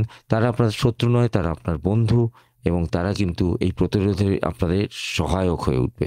এবং চাইলে হয়তো নামটাও তারা গোপন রাখতে পারে। হ্যাঁ, অবশ্যই তাই। হেল্পলাইন নাম্বারটা আরো একবার বলে দিন। হেল্পলাইন আরেকবার বন্ধুরা, 14416, 14416। 24 ঘন্টা আপনার জন্য রোগ বিশেষজ্ঞরা আপনার জন্য অপেক্ষা করছে। সরাসরি ফোনে কে আছেন আমাদের সাথে? না, এই মুহূর্তে নেই। আমাদের ফেসবুকের কমেন্ট সেকশন থেকে বেশ কিছু প্রশ্ন রয়েছে, তার মধ্যে একটাতে যাই। তিনি বলছেন, নামটা বলছি আমি পরে, তিনি বলছেন যে আমার সমস্যা হলো আমার বাড়িতে আমি খুব বেশি কথা বলি। মানুষের সঙ্গে আমার কথা বলতে ভালো লাগে, ইয়ার্কি মারি, কিন্তু আমার বাড়ির লোক এটা ঠিক পছন্দ করেন না। সে চায় না যে আমি এটা করি। আমি চুপ করে থাকি, আমি যেন বেশি কারোর সঙ্গে কথা না বলি, ইয়ার্কি না মারি, সেটাই চেষ্টা করি। আজ এই ব্যাপারটা নিয়ে একটা চূড়ান্ত অশান্তি হয়ে গেল। আমার স্ত্রী থাইরয়েডের পেশেন্ট, এবং আমি জানি থাইরয়েড হলে হয়তো অনেক সময় এরকম হয়। আর আমিও হাই প্রেশারের রুগী। ডাক্তারবাবুর কাছে আমার প্রশ্ন যে এর থেকে মুক্তি পাবো কি করে? সৌমিত্র মুখার্জি, খড়দহ, উত্তর 24 পরগনা থেকে। আপনি আপনার নিজের জন্য একটা সময় বার করুন, দিনে কোনো একটা সময়। আবার আমি আগেও বলেছি, একটা মি টাইম। সেই সময় আপনি প্রাণ খুলে কথা বলুন। যদি আপনার মনে হয় যে আপনার আশেপাশে কথা বলার কেউ নেই, আপনার কথা কে শুনবে, আপনি দরকার হলে একটা আয়নার সামনে বসে কথা বলুন। যদি আপনার আয়নার সামনে বসে কথা বলতে অস্বস্তি বোধ করেন, আপনি একটা পুতুল কিনুন, একটা বড় টেডি বিয়ার কিনুন, বা আপনার একটা পছন্দের পুতুল কিনুন, তাকে আপনার বন্ধু বানান, তার সঙ্গে কথা বলুন। কথা বলা কিন্তু খুব জরুরি। যদি কথা বলতে আপনি যদি ক্লান্ত হয়ে পড়েন, আপনি লিখুন, আপনি গান করুন, কিন্তু মি টাইম মানে আপনার নিজস্ব যে সময়টা, আমি বুঝতে পারছি আপনার স্ত্রী অসুস্থ, তাকে তার সময় দিন, তাকে তার প্রাপ্য সময়টা আপনি দিন। আপনি আপনার পারিবারিক, আপনার কর্মজীবনের নানান যে বাধ্যবাধকতাগুলো সেগুলোকে আপনি স্যাটিসফাই করুন, কিন্তু আপনি নিজের প্রতি এই যে আপনার যে শত প্রবৃত্ত যে প্রবণতা, যে কথা বলার প্রবণতা, সেই প্রবণতাটাকে নষ্ট হতে দেবেন না। এটা আপনার স্বতঃস্ফূর্ততা, এবং সেটার জন্য আপনার এই মি টাইমটা কিন্তু খুব প্রয়োজন। দেবনারায়ণ বিশ্বাস তেহট্ট নদিয়া থেকে ফেসবুকের কমেন্ট সেকশনে আরেকটা কমেন্ট এসেছে। তিনি বলছেন যে রাস্তাঘাটে বা কর্মক্ষেত্রে কিছু মানুষ ইচ্ছে করেই খারাপ ব্যবহার করে থাকেন, এদের উচিত জবাব দিতে রুচিতে বাঁধে। এক কথায় এরা মুড অফ করে দিতে কিন্তু ওস্তাদ। এদের থেকে কিভাবে গা বাঁচিয়ে চলা যায় একটু জানাবেন। হ্যাঁ, ব্যাপারটা হচ্ছে যে কেউ একজন চান, ধরা যাক যে কেউ একজন চান যে আপনি কালো রঙের জামা পরবেন, আর এদিকে আপনি তো সাদা রঙের জামা পরতে ভালোবাসেন, আপনাকে বলছে কালো রঙের জামা তিনি পরিয়েই ছাড়বেন। তা তিনি কি করলেন, তিনি সকলকে আশেপাশে আপনার জন্য যারা ছিল সকলের সাথেই তারা আলোচনা করলেন, করে তিনি বলে যাচ্ছেন যে দেখো কালো জামা পরার কি কি উপকারিতা আছে, এবং এইটা পরলে এই হয়, ওই হয়, সেই হয়। তারা সব এক এক করে কালো জামা পরে নিচ্ছেন। আপনি কি তাদের দেখা দেখি সাদা জামাটাকে পরিবর্তন করে কালো জামা পরে ফেলবেন? কখনোই নয়। আপনি সাদা জামা পরে আছেন, আপনি সাদা জামাই পরবেন, কারণ আপনি জানেন যে এই কালো জামা পরার সাথে আপনার এই ভালো থাকা খারাপ থাকার কোনো সম্পর্ক নেই। তাহলে আপনি কি করলেন? আপনি সেই মানুষটার সেই আচরণকে ইগনোর করলেন। তো জীবনে এমন অনেক কিছু ঘটনা ঘটে যে ঘটনাগুলো আমাদেরকে ইগনোর করতে হয়। সবাই যে মানুষটি চাইছে যে আপনি তার সাথে খারাপ ব্যবহার করুন, সেই মানুষটি অ্যাটেনশন ড্র করার জন্য হয়তো আপনাকে জোর করে আপনার মনটা খারাপ করতে চাইছে। আপনি শুধু সেই জায়গায় পা দেবেন কেন? আপনি তাকে ইগনোর করুন। একটা মারাত্মক অস্ত্র আছে, সেই অস্ত্রটা কিন্তু আপনি ব্যবহার করতে পারেন, সেটা কিন্তু আপনার হাতের মুঠোই আছে, সেটা হচ্ছে আপনার হাসি। আপনি একটা মুচকি হেসে তাকে এমনও বলতে পারেন যে দাদা খুব ভালো লাগলো, বলে চলে গেলেন। আপনি দেখবেন এর থেকে বড় অস্ত্র কিন্তু আর কিছু নেই। ভারী সুন্দর বললেন। আমাদের সঙ্গে ফোনে একজন কে আছেন, নমস্কার। হ্যাঁ নমস্কার। বলুন। ডাক্তারবাবুকে আমার অসংখ্য ধন্যবাদ যে এই ধরনের একটা অনুষ্ঠান করার জন্য, যারা আমরা মানসিক ডিপ্রেশনে ভুগি। তো আমি মহেশতলা থেকে দেবাশিস ঘোষ বলছি। বলুন। তা আমার যেটা বক্তব্য, সেটা যেটা বলার যে প্রশ্নটা আমার স্যারের কাছে, যে ধরুন আমার মনে কিছুদিন নাগাদ, বেশ কয়েক বছর হলো, বছর 2-3 হিংসা কাজ করছে। অর্থাৎ আমি অনেকবার চাকরির পরীক্ষা দিয়েছি, চাকরি পাইনি। আমার বোন চাকরি করছে স্কুলে, সেটা আমার মোটেই পছন্দের নয়।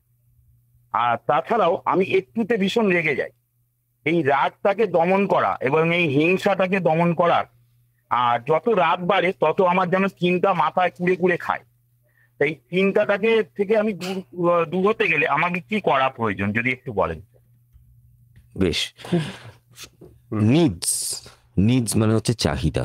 তা আমাদের প্রত্যেকের কিছু কিছু চাহিদা আছে, কিছু কিছু আছে আমাদের বেসিক নিডস, যেমন খাদ্য, অন্ন, বস্ত্র, বাসস্থান, এবং আমাদের পরিবার, আমাদের কিছুটা ভালোবাসার প্রয়োজন, কিছুটা আশ্রয়ের প্রয়োজন, মনের আশ্রয়, শরীরের আশ্রয়, সব হলো। বেসিক নিডসগুলো যখন ফুলফিলড হয়ে যায় তখন আমরা কিন্তু হায়ার নিডসের দিকে যাই, যেগুলো আমাদের একটি বিখ্যাত মনোবিজ্ঞানের একটি বিখ্যাত পিরামিড, অনেক সময় এটা আপনারা অনেকেই জানেন, ম্যানেজমেন্টেও পড়ানো হয়। তিনি একজন বিখ্যাত মনোবিদ ছিলেন, তার নাম ছিল অ্যাব্রাহাম মাসলো। তো মাসলোর একটা পিরামিড আছে, সেই পিরামিডে তিনি দেখাচ্ছেন যে পিরামিডের ওপরে আমরা যত উঠছি তত আমরা আমাদের উচ্চতর চাহিদাগুলোর দিকে এগোচ্ছি। এবং সেই উচ্চতর চাহিদাগুলো কীরকম? উচ্চতর চাহিদাগুলো এটা হচ্ছে যে ভালো থাকা মানে কি? ভালো ভাবনা, ভালো ভাবা। ভালো থাকা মানে ভালো ভাবা, প্রকৃতিকে দেখা, প্রকৃতিকে এক্সপ্লোর করা, তারপরে ধীরে ধীরে ধীরে ধীরে নিজেকে এক্সপ্লোর করা।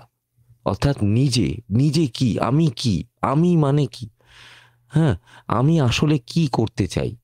এই যে এই ভাবনাগুলোর মধ্যে কিন্তু কোথাও এ অমুক চাকরি করে, ও অমুক চাকরি করে, আমি এটা পারলাম না, আমি এটা পারলাম, এই ব্যাপারগুলো কিন্তু কখনোই আসে না। কিন্তু আমি যত সহজে এই কথাটা বললাম তত সহজে কিন্তু এটা মানে আয়ত্ত করা কিন্তু যায় না।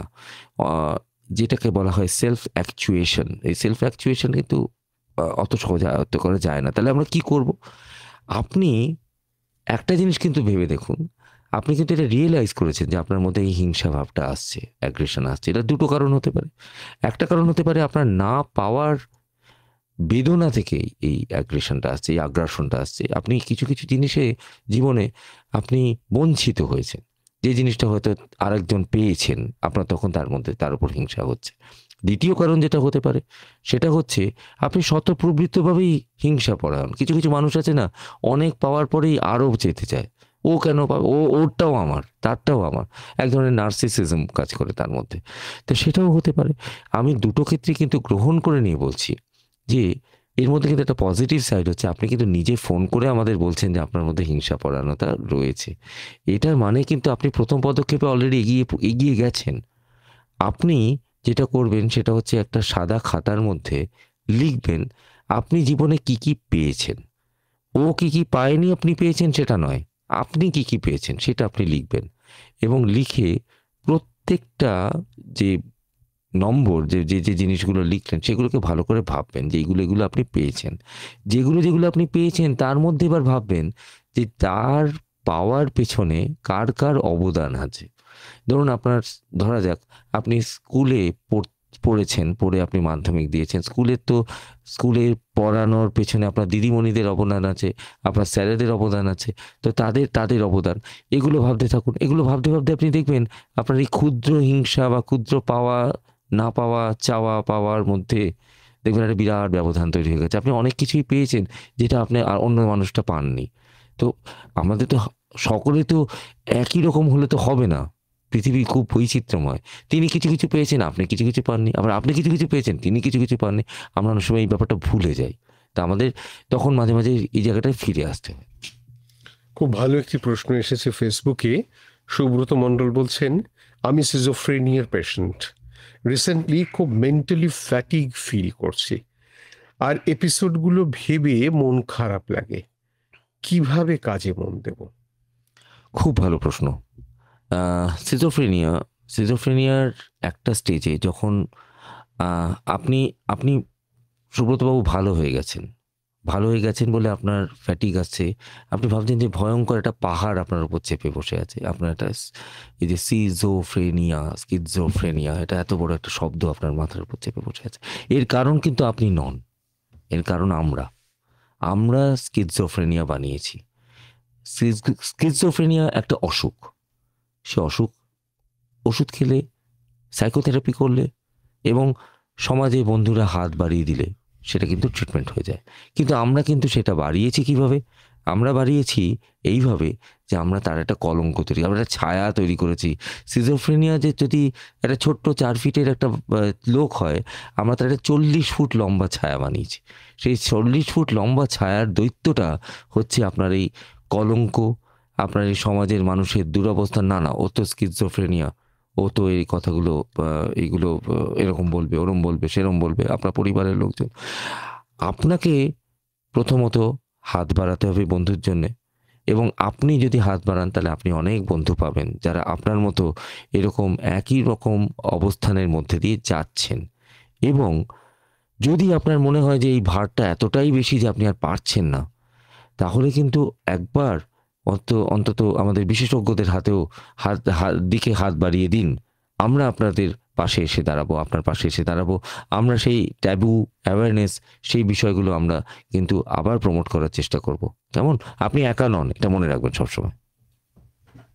সরাসরি চলে যাব, ফোনে কে আছেন আমাদের সাথে? হ্যালো, শুনছি, বলুন। হ্যালো, শুনতে পাচ্ছি, বলুন। হ্যাঁ, আমি আরামবাগ হুগলি থেকে শেখ মোহাম্মদ মহসিন বলছি। বলুন, কি প্রশ্ন রয়েছে? নমস্কার, আমার স্যারকে নমস্কার। আমি ছোট থেকেই আমি জোরে কথা বলি, চিল্লে কথা বলি, আমি আস্তে কথা বলতে পারি না। আর আমার কথা যে সবাই বলে যে এত জোর চিল্লাচ্ছে তো শরীর খারাপ করবে, এরকম এত চিল্লে কথা বলে আর রেগে যাই সবাই। প্রশ্নটা বলুন। কথা বলি, সেই একটু রাগ ভাব হয় যেন এটা আমি মানে করতে পারছি না, এটা নিয়ে যদি একটু বলেন। এখন তো বেশ সুন্দরভাবে উনি কথা বলেন, এখন কিন্তু খুব একটা জোরে বললেন না, তাই এরকম ভাবে ওনার কথা বলা উচিত। শুনে নেবো বিশেষজ্ঞের থেকে। পাঞ্জাবে যারা ট্র্যাক্টর চালাতেন তারা খুব জোরে জোরে কথা বলতেন। কেন কথা বলতেন? কারণ অনেক দূরে দূরে এক ট্র্যাক্টর ভাইয়ের, ট্র্যাক্টর চালক ভাইয়ের সাথে আর এক ট্র্যাক্টর চালকের ভাইয়ের অনেকটা দূরত্ব। সেই দূরত্বের জন্য তারা এত চেঁচিয়ে চেঁচিয়ে কথা বলতেন যে তাদের গলাগুলো অনেক হাই অক্টেভে সেট হয়ে যেত, যে কারণে কিন্তু পাঞ্জাবি গান আমরা গাইতে পারবো না। তারা এত হাই অক্টেভে গান, আমরা কিন্তু এটা গাইতে পারবো না। তা আপনি যে জোরে কথা বলেন, এর মধ্যে কিন্তু আপনার একটা এক্সপ্রেশন আছে, this A freedom of expression. এটার মধ্যে আমি কিন্তু কোনো রকমের দোষ বা কোনো রকমের খামতি দেখছি না। কিন্তু কিছু কিছু জায়গায় আপনার তো কিছু বিধিনিষেধ মানতে হবে।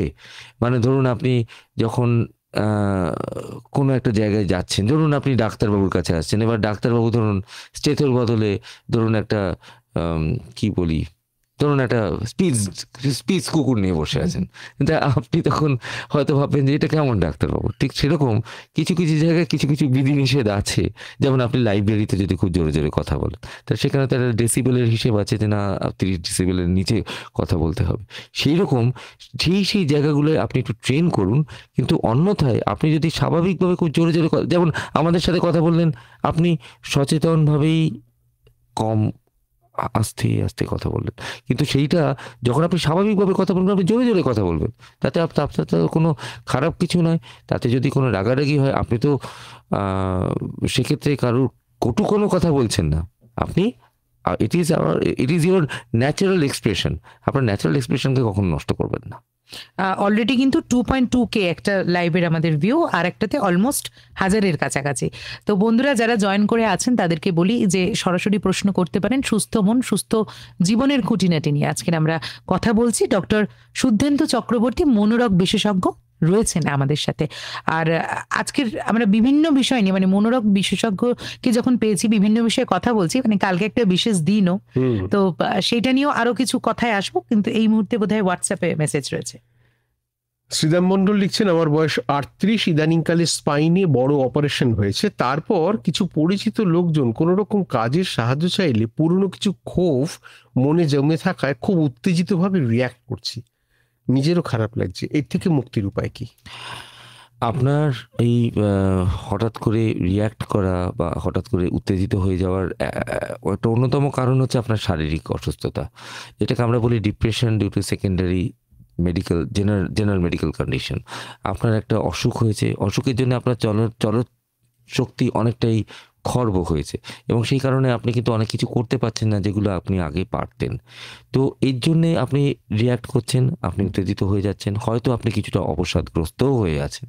কিন্তু এই ক্ষেত্রে আমি আপনাকে বলবো, প্রথমত আপনার এই অবসাদগ্রস্ততার কথা আপনি আমাদের জানিয়েছেন, মানে আপনি যথেষ্ট সচেতন আপনার এই উত্তেজিত হয়ে যাওয়ার পেছনে।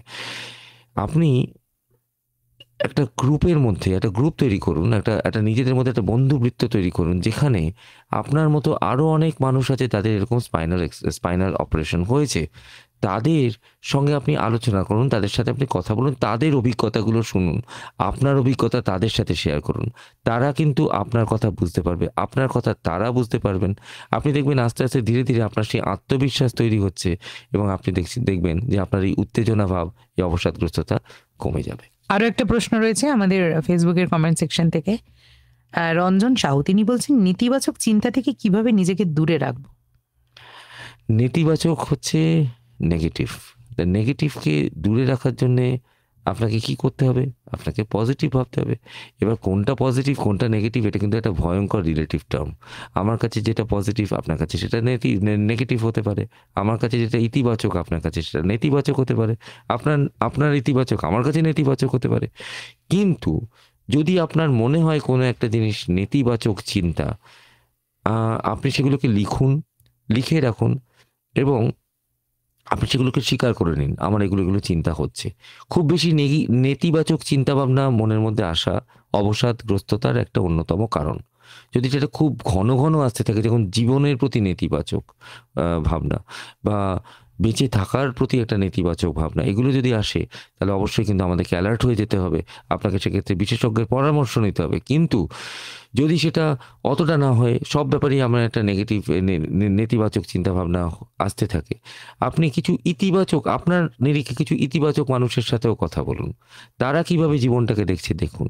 আপনি হয়তো অনেক নতুন নতুন আইডিয়া, নতুন নতুন ধারণা পাবেন এবং এক্সপ্রেশন খুঁজে পাবেন, যেটা আপনাকে এই নেতিবাচক থেকে ইতিবাচক করে তুলবে। আরো একটা প্রশ্ন, দিব্যেন্দু বন্দ্যোপাধ্যায় বলছে, অনেকক্ষণ পড়ার পর মুড অফ থাকলে মুড অন করব কি করে? মুড অফ থাকলে মুড অন করবেন কি করে ডিপেন্ড করছে আপনি কি পড়ছেন তার উপরে। হ্যাঁ, যেমন যদি আপনি খুব একটা অপছন্দের বিষয় অনেকক্ষণ ধরে পড়েন এবং সামনেই যদি আপনার একটা পরীক্ষা থাকে, মুড অন করা খুবই কঠিন। হ্যাঁ, তো আপনি কিসে অন হন সেগুলো আপনি সেটা আপনি বলতে পারবেন, সেটা আমি তো বলতে পারবো না। আমি যেরকম আমার ক্ষেত্রে আমি বলি যে আমার ক্ষেত্রে আমার যখন খুব মুড অফ থাকে তখন আমি গান শুনি। তো এটা অনেকের ক্ষেত্রেই কাজ করে। কারো কারো ক্ষেত্রে গান নয়, কারো কারো ক্ষেত্রে ছবি আঁকা কাজ করে, কারো কারো ক্ষেত্রে একটু বাইরে ঘুরে আসাও, একটু বারান্দায় হেঁটে এলেন, দুপাক হেঁটে এলেন, একটু মুক্ত হাওয়া নিলেন। কারো কারো ক্ষেত্রে গাছে একটা ফুল ফুটেছে, আপনি একটু বাইরে গিয়ে একটু ফুলটা দেখে এলেন। এটা কিন্তু আপনিই বলতে পারবেন, এটা কিন্তু আমি বলতে পারবো না। আচ্ছা, একটু আসি এল্ডারলি যাদের এজ, একটু বয়স্ক মানুষদের ক্ষেত্রে। তো এখনকার দিনে তো বেশিরভাগই দেখা যায় কর্মসূত্রে তাদের ছেলেমেয়েরা বাইরে, বয়স্ক বাড়িতে মানুষ রয়েছেন, বিভিন্ন শারীরিক অসুবিধাও থাকতে পারে বয়স বাড়ার সাথে সাথে, তারা অবসাদে ভুগছে। সেইখান থেকে তাদের একটা মানসিক চিন্তা কোথাও না কোথাও চলে আসে যে আমার আর এই জীবনকে রেখে কি হবে। তো সেটা নিয়ে আপনি কি বলবেন? সেই চিন্তা থেকে বাইরে আসবে কি করে তারা? পাখির বাসা থেকে যখন শেষ পাখিটা উড়ে চলে যায়, তখন ধরুন ডিম ফুটে যে বাচ্চাগুলো, পাখির বাচ্চাগুলো উড়ে চলে গেল, তখন পাখির বাসার মধ্যে কিন্তু একটাই পাখি বসে থাকে বা দুটি পাখি বসে থাকে। ডিম ফেটে সব বাচ্চারাও এক এক করে উড়ে চলে গেছে। তখন সেই দুই পাখির যা অবস্থা হয়, অতগুলো ডিম ছিল, কিচিরমিচির সারাদিন কত কাজ, হঠাৎ করে কোনো কাজ নেই, হঠাৎ করে নিস্তব্ধতা, হঠাৎ করে দুটো পাখি অপেক্ষা করে আছে তাদের নিয়তির জন্যে। এরকম একটা পরিস্থিতি বয়স্ক মানুষদের ক্ষেত্রে হয়, যাকে বলা হয় এমটি নেস্ট সিনড্রোম। অর্থাৎ পাখির বাসাটা শূন্য হয়ে গেছে, এমটি নেস্ট সিনড্রোম। তো এমটি নেস্ট সিনড্রোম হচ্ছে বয়সকালে অবসাদের একটা অন্যতম কারণ, এবং এই ক্ষেত্রে গ্রুপ থেরাপি খুব ভালো কাজ করে। গ্রুপ থেরাপি অর্থাৎ আপনারা যারা বয়স্ক মানুষ যারা রয়েছেন, তারা নিজেদের একটা গ্রুপ বানান, তারা নিজেদের গ্রুপ বানিয়ে তারা নিজেরা ছোট ছোট ইভেন্ট অর্গানাইজ করুন, ছোট ছোট অনুষ্ঠান, নিজেদের মধ্যে ভালো লাগা, খারাপ লাগা, বাচ্চামি, ছেলে মানুষই, ছোট ছোট তর্ক, হ্যাঁ হাতাহাতি বলবো না, কিন্তু ছোট ছোট তর্ক তো হতেই পারে, মনোমালিন্য, আবার সঙ্গে সঙ্গেই গলায় গলা মিলিয়ে হ্যাঁ ভাবটাও হয়ে যেতে পারে। এই জিনিসগুলোর মধ্যে দিয়ে আপনারা যেটা বুঝতে পারবেন একটা সময় যে আপনারা কিন্তু একা নন, আপনার মতো অসংখ্য মানুষ আশেপাশে লুকিয়ে আছে এবং তারাই কিন্তু আপনার সোশ্যাল সাপোর্ট সিস্টেম হয়ে উঠবে। কখনো যদি এরকম মনে হয় যে না আমি আর বেঁচে থাকবো না, মরে যাব, তখন আপনি তাদেরকে একবার বলে দেখতে পারেন, তারা হয়তো একটা বিকল্প পথ আপনাদের জানাতে পারবে, তারা আপনাদের বলতে পারবে। এরকমই একটি প্রশ্ন মদন এবং কৃষ্ণা কুণ্ডু করছেন আরামবাগ থেকে। বাবা একা থাকেন, বয়স 80, মা মারা গেছেন। আমরা স্বামী স্ত্রী দুজনেই কাজ নিয়ে ব্যস্ত থাকি। উনি আমাদের কাছেই থাকেন ও খান, অথচ পাড়া প্রতিবেশীর কাছে আমাদের নিয়ে বদনাম করেন, কেন বুঝতে পারি না। অনেক সময় আমাদের যারা ছোট বাচ্চারা অনেক সময় দুষ্টুমি করে, আমরা তাদেরকে কিন্তু অনেক বাচ্চামি আমরা দেখেও না দেখার ভান করি, একটু শাসন করি, কিন্তু শাসন করে তারপরে তাদের খুব একটা লাভ হয় না, তারা ওটা বেশি বেশি করতে থাকে। বয়সকালে কিন্তু মানুষের যে ছেলে মানুষিটা, সেই ছেলে মানুষিটা কিন্তু বয়সকালে একটু অন্য রকমের হয়। উনি আশেপাশে যাদেরকে হয়তো বলছেন আপনাদের কথা, হয়তো আপনাদের কথা বলছেন না, হয়তো তার অভিমানটা তুলে ধরছেন, তার অভিমান হচ্ছে আপনাদের প্রতি। খুব সচেতনভাবে ওনাকে একটু সময় দিন, ওনাকে একটু, যদি কাজের মধ্যে যতটা কাজই থাকুক, দিনে তো 24টা ঘন্টা সময় থাকে, তার মধ্যে 15টা মিনিট সময় বার করে ওনার সাথে কথা বলুন। যদি মুখোমুখি কথা বলতে সমস্যা হয়, এমন একটা সময় কথা বলুন যে সময়টা উনি এক্সপেক্ট করবেন না। ধরুন কেউ একজন অফিসে আছে, ভাবছে যে না ওই তো অফিসের মধ্যে ও তো প্রচণ্ড ব্যস্ত, ও তো কথা বলতে পারবে না এখন। সেই সময় হয়তো আপনি একটা ভিডিও কল করলেন, এখন ভিডিও কল টেকনোলজি আমি বলেছি এখন এটা ইজ পসিবল, তো আপনি ভিডিও কল করলেন, তাহলে কিন্তু তার কাছে একটা সারপ্রাইজ। আপনি সবসময় জানবেন যে আমরা কিন্তু সবাই সারপ্রাইজ পেতে খুব ভালোবাসি, তার থেকে কিন্তু একটা ভালো সারপ্রাইজ, প্লেজেন্ট সারপ্রাইজ, তো সেটা তার কাছে কিন্তু একটা ম্যাজিকের মতো কাজ করতে পারে। আর ইগনোর করুন, যেটা আমি একটু আগে বলেছি, কিছু কিছু জিনিস আপনারা ইগনোর করবেন। আপনারা তো আপনাদের কাজটা করছেন, তিনি হয়তো অভিমানের থেকে বলছেন, কোনো একটা সময় হয়তো এমনও হতে পারে তিনি নিজেই বলবেন না না না আমি এগুলো ভুল বলেছি। তিনি কথা বলতে চাইছেন, তিনি কথা বলুন, আপনারা রিয়াক্ট করবেন না, ইগনোর করুন। সরাসরি ফোনে চলে যাব, কে আছেন আমাদের সাথে? হ্যাঁ নমস্কার, বলুন। আমি নদিয়া জেলার শান্তিপুর জয়দেব বিশ্বাস বলছি। বলুন জয়দীপ বাবু। আমার বয়স সেই 57+। আমি একা একা থাকি, আমি বেশদিন হচ্ছে তো, ফলে বয়স হয়ে গেছে, কেউ সঙ্গ দিতে পারে না। তো আমি মনে মনে কি করি সময় কাটানোর জন্য রেডিও শুনি, আর মনে মনে এরকম কিছু কৌতুকের অংশ, কিছু নাটকের অংশ নিজে বলি, তাকে এরকম সেটা হাসিয়ে পায়। আবার কেউ এসে সুস্থ শুনে মাথা হাতি করে পাগল হই। আচ্ছা, এটা সত্যি কি আমার পাগলের লক্ষণ, নাকি এটা আমার একটা শুভ লক্ষণ? নিজে নিজে যেহেতু আমি অনেক কিছু বলি বিভিন্ন ধরনের, কিন্তু বাস্তবিক লোকের বলে কি ফিসফিসে বলে যে একটা পাগল। তাই এটা কি আমার শুভ লক্ষণ না অশুভ লক্ষণ, আমার এটাই বুঝছি।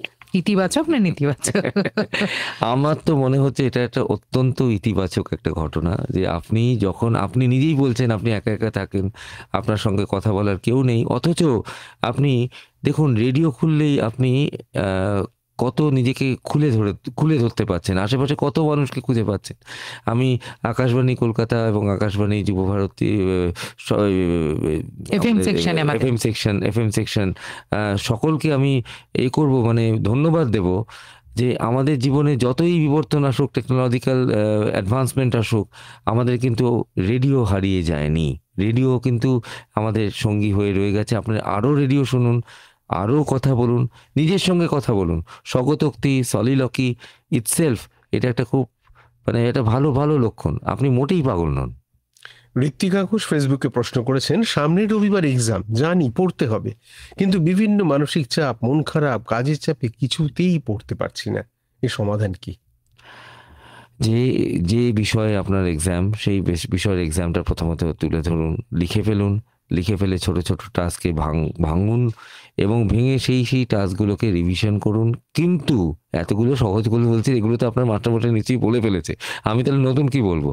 আমি যেটা বলবো সেটা হচ্ছে, এই যে আপনার উৎকণ্ঠাটা হচ্ছে, এই উৎকণ্ঠাটা কিছুটা অংশ আপনাকে ভালো ফলাফল আদায় করে নিতে সাহায্য করবে। একটা মনোবৈজ্ঞানিক কার্ভ আছে, একটা গ্রাফিক্যাল একটা রিপ্রেজেন্টেশন আছে, যেখানে পারফরমেন্স আর অ্যাংজাইটি এই দুটোকে পরিমাপ করা হয়, মেজার করা হয়। তো দেখা যাচ্ছে যে সেই কার্ভ অনুযায়ী যতটা অ্যাংজাইটি বাড়ছে, একটা সার্টেন স্টেজ, একটা নির্দিষ্ট পর্যায়ে অবধি পারফরমেন্সটাও বাড়ছে, তারপরে পারফরমেন্সটা কিন্তু স্ট্যাটিক হয়ে যাচ্ছে। মানে তারপরে কিন্তু অ্যাংজাইটি বাড়লে পারফরমেন্স আর বাড়ছে না, তারপরে কিন্তু যেটা হচ্ছে সেটা হচ্ছে পারফরমেন্সটা ফল করতে শুরু করছে। অ্যাংজাইটি বাড়ছে, পারফরমেন্স ফল করতে শুরু করছে। এটাকে বলা হয় ইয়াটকিন-ডটসন কার্ভ। তো আপনি যতক্ষণ পর্যন্ত আপনার অ্যাংজাইটি আপনার পারফরমেন্সটাকে বাড়াচ্ছে, পড়াশোনার মনোযোগটা বাড়াচ্ছে, সেটুকু অ্যাংজাইটি আপনার দরকার। তার বেশি যখন অ্যাংজাইটি হয়ে যাবে, টেক আ ব্রেক, নিজের একটুখানি নিজস্ব কিছু পছন্দের একটু 15-20 মিনিট একটা সময় নিয়ে একটুখানি ঘুরে আসুন, একটু কিছু করে আসুন। কিন্তু সামনে তো পরীক্ষা, আপনি তো বলছেন সামনে বেশি সময় নেই, সুতরাং আপনাকে তো টাস্কগুলো ফুলফিল করতে হবে। ছোট ছোট গোল নিয়ে এগিয়ে যান, অনেকগুলো বড় পুরো সিলেবাসটা নিয়ে হুমড়ি খেয়ে না পড়ে ছোট ছোট সিলেবাস, ছোট ছোট সাব পার্ট করে সেগুলোকে যদি আপনি অ্যাচিভ করতে চান, তাহলে কিন্তু, এবং অ্যাচিভ করার পরে না একটা টিক মারুন, গ্রিন কালারের একটা পেন কিনুন সেটা দিয়ে, বা পিঙ্ক কালারের একটা পেন কিনুন, ভায়োলেট কালারের একটা পেন কিনুন, রঙিন কালার, সেটা দিয়ে একটা টিক মারুন। তাহলে আপনার মনে হবে ইয়েস আমি এটা পেরেছি, আমি এটা করেছি, তাহলে এটাতে আপনার একটা কনফিডেন্সটা বাড়বে। আচ্ছা, কিছুদিন আগে আমরা শুনেছিলাম, বেশ কিছুদিন আগে, স্কুলের মধ্যে বাচ্চা সুইসাইড করেছে। তো সেই ক্ষেত্রে স্কুল কর্তৃপক্ষের বা এখনকার যে পড়াশোনার সিলেবাস বা পড়াশোনার সাথে সাথে মানসিকভাবে কিভাবে বাচ্চারা সুস্থ থাকবে স্কুল কর্তৃপক্ষের কি দায়িত্ব থাকবে? প্রথমত মনে রাখতে হবে, এই যে মানচিত্রের কথা বললাম, প্রত্যেকটা বাচ্চার কিন্তু নিজস্ব একটা মানসিক মানচিত্র আছে। তো যারা স্কুলে পড়াচ্ছেন এবং শিক্ষক শিক্ষিকারা, তারা প্রত্যেকটা বাচ্চাকে অ্যাক্সেস করে দেখুন। প্রথমত হচ্ছে প্রত্যেকের কিন্তু যে ক্যাপেবিলিটি, মানে কাজ করার, যে ভালো রেজাল্ট করার বা প্রতিভার যে বিকাশের জায়গা, সেই জায়গাগুলো কিন্তু এক নয়। এক একজনের এক এক, কেউ ভালো আঁকতে পারে, কেউ অঙ্কে খুব ভালো, কেউ গানে খুব ভালো, কেউ বাংলায় প্রচণ্ড ভালো, কেউ সিভিক্সে খুব ভালো। তো এই যে তার যে স্পেসিফিক যে এরিয়াস যেগুলো, সেগুলোতে মনোযোগ দিন। অতিরিক্ত একটা শিডিউলের মধ্যে ফেলবেন না। তাদের লাইফ স্কিলসগুলোকেও শেখান, মানে যেরকম অন্যান্য লাইফ স্কিল, যাতে তারা পড়ে গিয়ে উঠে দাঁড়াতে পারে। এই বেসিক লাইফ স্কিলসগুলো শেখানোটা কিন্তু খুব জরুরি। এবং নজর রাখুন, বি আ গেট কিপার। নজর রাখুন, যদি কোনো বিপদ সংকেত দেখেন তাহলে হেজিটেট করবেন না। এখন প্রত্যেকটা স্কুলেই কোনো না কোনো জায়গায় কোনো রকম অনেক জায়গায় ক্লিনিক্যাল সাইকোলজিস্টরা থাকেন বা ক্লিনিক্যাল কাউন্সিলার্সরা থাকেন। Get help, don't hesitate two refer. সঙ্গে সঙ্গে দেখবেন আপনারা ব্যাপারটা, আপনার সাহায্যের হাত আপনারা পেয়ে গেছেন। কৈশোর থেকে যখন একটুখানি আমরা বড় হচ্ছি, দেখা যায় সম্পর্কের টানা পড়েনে সুইসাইডাল কেস অনেক বেশি। সময় খুব ছোট করে যদি বলেন যে সম্পর্ক ভেঙে যাওয়া মানেই তো জীবন শেষ নয়, সেটা কিভাবে বোঝাবেন? দৌড়ে হোঁচট খেয়ে পড়ে যাওয়া আর সম্পর্কে হোঁচট খেয়ে পড়ে যাওয়া অনেকটাই এক। দুটো ক্ষেত্রেই একটা জিনিস কমন, সেটা হচ্ছে যন্ত্রণা। দৌড়ের ক্ষেত্রে পড়ে যাওয়ার যন্ত্রণাটা হচ্ছে পাটা মচকে যাওয়ার জন্য পাটা ফুলে যায়। মনের ফুলে যাওয়াটা তো আর দেখা যায় না, সেই জন্য সেই যন্ত্রণাটা আরও কঠিন, আরও কষ্টকর। দুটো ক্ষেত্রেই কিন্তু আর একটা জিনিসও কমন আছে। সেই কমনটা হচ্ছে যে দুটো ক্ষেত্রে কিন্তু উঠে দাঁড়ানো সম্ভব। আপনাদের পড়ে গিয়ে উঠে দাঁড়ানোটা, এবং জেনে রাখতে হবে যে প্রত্যেকটা সম্পর্কের শেষে আবার কিন্তু আর একটা নতুন সম্পর্কের হাতছানি লুকিয়ে আছে। বেশ, সময় যেহেতু খুব কম ছিল, মানে ডাক্তারবাবু সেই বুঝে খুব ছোট করেই আমাদের বলেছেন, কিন্তু খুব গুরুত্বপূর্ণ একটা বিষয় এখনকার দিনে। শেষ ফোনটি দেখি, কে আছেন?